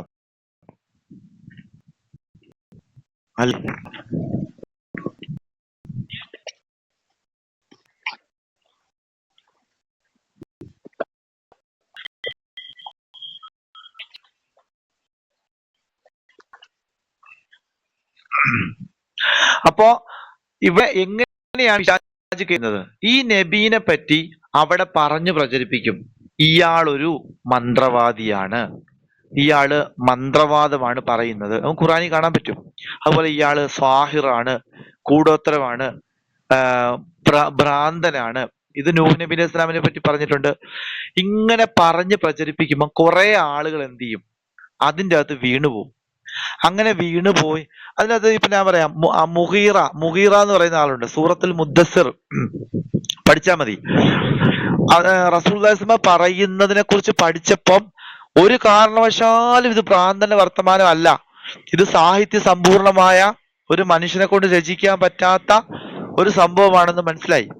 പക്ഷെ ഈ മുഗീറ അബൂലഹബിനോട് പറഞ്ഞു, അബൂജഹലിനോട്, എന്നെ കൊണ്ട് സാധിക്കില്ല കേട്ടോ, കാരണം ഇത് മുഹമ്മദിന് ഭ്രാന്തൊന്നും അല്ല, ഇത് മുഹമ്മദിന്റെ കയ്യിൽ നിന്നുള്ള വർത്തമാനം അല്ല. എന്താണ്, കച്ചവടം ചെയ്യാത്ത, ദൂരെ യാത്രകൾ ചെയ്യാത്ത, എഴുത്തും വായന അറിയാൻ പറ്റാത്ത ഒരു മനുഷ്യൻ ഇത്രയും വലിയ കാര്യം പറയുമ്പോ ഭ്രാന്തെന്നാണോ പറയുന്നത്? ഇത് വഹീ തന്നെയാണ്. അപ്പൊ അവര് പറഞ്ഞു, എന്റെ പൊന്നു മുഗീറ, ലോകത്തോടൊന്നും ഇത് പറഞ്ഞേക്കല്ലോ, കാരണം ഇത് പറഞ്ഞു കഴിഞ്ഞാൽ ഒരുപാട് ആളുകൾ ഇസ്ലാം സ്വീകരിക്കും, അതുകൊണ്ട് നീ ഒന്ന് പറ മുഹമ്മദിന് ഭ്രാന്താണെന്ന്. അപ്പൊ ഈ മുഗീറ വലിയ അറബി കവിയാ, സാഹിത്യ കവിയാ. ലാസ്റ്റ് ഇവരുടെ നിർബന്ധത്തിന് വഴങ്ങി മുഗീറ മക്കയിലെ ജനങ്ങളോട് പറഞ്ഞു, മുഹമ്മദിന് ഭ്രാന്താണ്, മുഹമ്മദ് ജ്യോത്സ്യനാണ്, മുഹമ്മദ് പറയുന്നതൊക്കെ പൊട്ട വർത്തമാനമാണെന്ന്. അപ്പൊ അല്ലെങ്കിൽ ഒരുപാട് ആളുകൾ മുഗീറയുടെ വർത്തമാനം കേട്ട് എന്ത് ചെയ്തനെ, റസൂലുള്ളാഹി സ്വല്ലല്ലാഹു അലൈഹി വസല്ലമയെ വിശ്വസിച്ചേനെ. അപ്പൊ തന്നെ അള്ളാഹ് ആയത്തിറക്കി മുഗീറാനെ പറ്റി. എന്താണ്, മനുഷ്യൻ നാശമഴയട്ടെ, എത്ര നന്ദി കെട്ടവനാണ്, സത്യം മനസ്സിലായിട്ടും അവൻ ചില താല്പര്യങ്ങൾക്ക് വേണ്ടി മറച്ചു വെച്ചു എന്ന് പറയുന്നത്. അപ്പൊ ഇതാണ് മുആജിസീങ്ങള്. സ്വയം വിശ്വസിക്കത്തുമില്ല, വിശ്വസിക്കുന്നവരെ തടയുകയും ചെയ്യും. ഇന്ന് ഈ ആരിഫ് ഹുസൈൻ എന്ന് പറയുന്ന ആളൊക്കെ യൂട്യൂബിലൂടെ ചെയ്തുകൊണ്ടിരിക്കുന്ന ആളാ. എത്രയോ ഫോളോവേഴ്സിനാണ് ഉണ്ടാക്കി വെച്ചിരിക്കുന്നത്. എത്രയോ കയ്യാലപ്പുറത്ത് ആടി നിൽക്കുന്ന ആളുകളെയാണ് ഇവൻ ഇത്തരത്തിലുള്ള വർത്തമാനം പറഞ്ഞ് ആക്കി. അതെ, ഭയങ്കര മോശമാണ്. അപ്പൊ ആ ഒരു ഫോളോവേഴ്സിനെ ഉണ്ടാക്കിയെടുത്ത് ഞാൻ പറഞ്ഞു വന്നത്, സത്യം ഒരു സമൂഹത്തിൽ വ്യാപിക്കുമ്പോൾ എന്തുകൊണ്ടാണ് മുആജിസീങ്ങളായ ആളുകൾ ഉണ്ടാകുന്നത് എന്നുള്ളതിന്റെ മറുപടി പടച്ചോൻ തന്നെ പറയുന്നതാണ്. പിശാചിന് അങ്ങനത്തെ ഒരു പ്രോസസ് ഉണ്ട്. പിശാചിന്റെ ഇടയിൽ കിടന്ന് കളിക്കും. അത് അന്നത്തെ കാലത്ത് മന്ത്രവാദി ഭ്രാന്തൻ എന്നാണെങ്കിൽ ഇന്ന് അത് അറിയപ്പെടുന്നത് തീവ്രവാദം. മുസ്ലിമീങ്ങൾ തീവ്രവാദികളാണ്.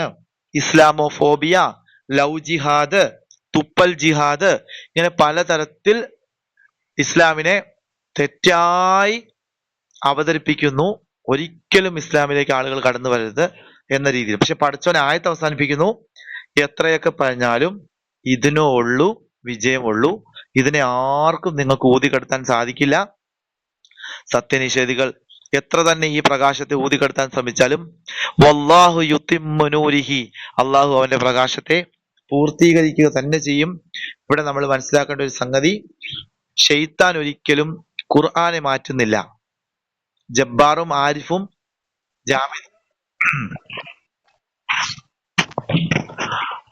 ക്ലാസ് അവസാനിപ്പിക്കാം, റേഞ്ച് പോവാന്ന് എന്താണെന്നറിയില്ല. അപ്പൊ ഇവർക്കൊരിക്കലും മെസ്സേജ് മാറ്റാൻ പറ്റുന്നില്ല. മനുഷ്യ മനസ്സിന്റെ പെർസ്പെക്റ്റീവ് ആണ് മാറ്റാൻ പറ്റുന്നത്. മനുഷ്യ മനസ്സിന്റെ കാഴ്ചപ്പാടുകളെയാണ് ഇവർക്ക് മാറ്റുന്നത്. ഖുർആനെ ഒന്നും തിരുത്താൻ പറ്റുന്നില്ല. ഖുർആൻ മനസ്സിലാക്കേണ്ട രീതിയെ ഇവർ തെറ്റായി ഇടുന്നു. ചില ആളുകൾ അതിൽ വീണു പോകുന്നു, ചില ആളുകൾ രക്ഷപ്പെടുന്നു. വീണുപോയ ആളുകൾ പെട്ടുപോയി, വീഴാത്ത ആളുകൾക്ക് മംഗളം. അള്ളാഹു നമ്മുടെ പാപങ്ങൾ പുറത്തു നൽകി അനുഗ്രഹിക്കട്ടെ. ഇന്ന് 21-ാം രാവാണ്. ഇന്ന് മുതൽ പള്ളിയിൽ ഇത്തിക്കാഫ് ഉണ്ട്. പരമാവധി രാത്രിയിൽ വന്ന് ഖുർആനുമായി മലയാളം എടുത്തു വെച്ച് നോക്കി മലയാളം ചർച്ചകൾ വായിച്ച് ഇതുപോലെ സ്വയം ചിന്തിച്ച് രാത്രികളെ സജീവമാക്കുക. ഇൻഷാ അള്ളാ ലൈലത്തുൽ ഖദറിനെ കളയരുത്. ഏതെങ്കിലും ഒരു ദിവസം, അത് ചിലപ്പോൾ ഇന്ന് രാത്രിയാകാം, ലൈലത്തുൽ ഖദർ ഉണ്ടാവും. ആ ലൈലത്തുൽ ഖദറിന്റെ പ്രത്യേകത 1000 മാസങ്ങളെക്കാൾ പുണ്യമായ രാത്രി എന്നാണ് പറഞ്ഞത്. എന്ന് വെച്ചാൽ 83 വർഷം തുടർച്ചയായിട്ട് രാത്രിയും പകലും ഇരുന്ന് ഖുറാൻ ക്ലാസ്സിൽ നിന്ന് എത്രത്തോളം കൂലി കിട്ടും, നമസ്കരിച്ച് എത്രത്തോളം കൂലി കിട്ടും, നോമ്പെടുത്ത് എത്രത്തോളം കൂലി കിട്ടും, അതിനേക്കാൾ പുണ്യം വാരിക്കോരാവുന്ന രാത്രിയാണ്. അതുകൊണ്ട് ഒരായുസെങ്കിലും അത് പിടിക്കണം. അതുകൊണ്ട് ഇൻഷാ അല്ലാഹ് പരമാവധി ട്രൈ ചെയ്യുക. സുബ്ഹാനകല്ലാഹുമ്മ വബിഹംദിക അഷ്ഹദു അല്ലാ ഇലാഹ ഇല്ലാ അൻത അസ്തഗ്ഫിറുക വഅതൂബു ഇലൈക്. അസ്സലാമു അലൈക്കും വറഹ്മത്തുള്ളാഹി.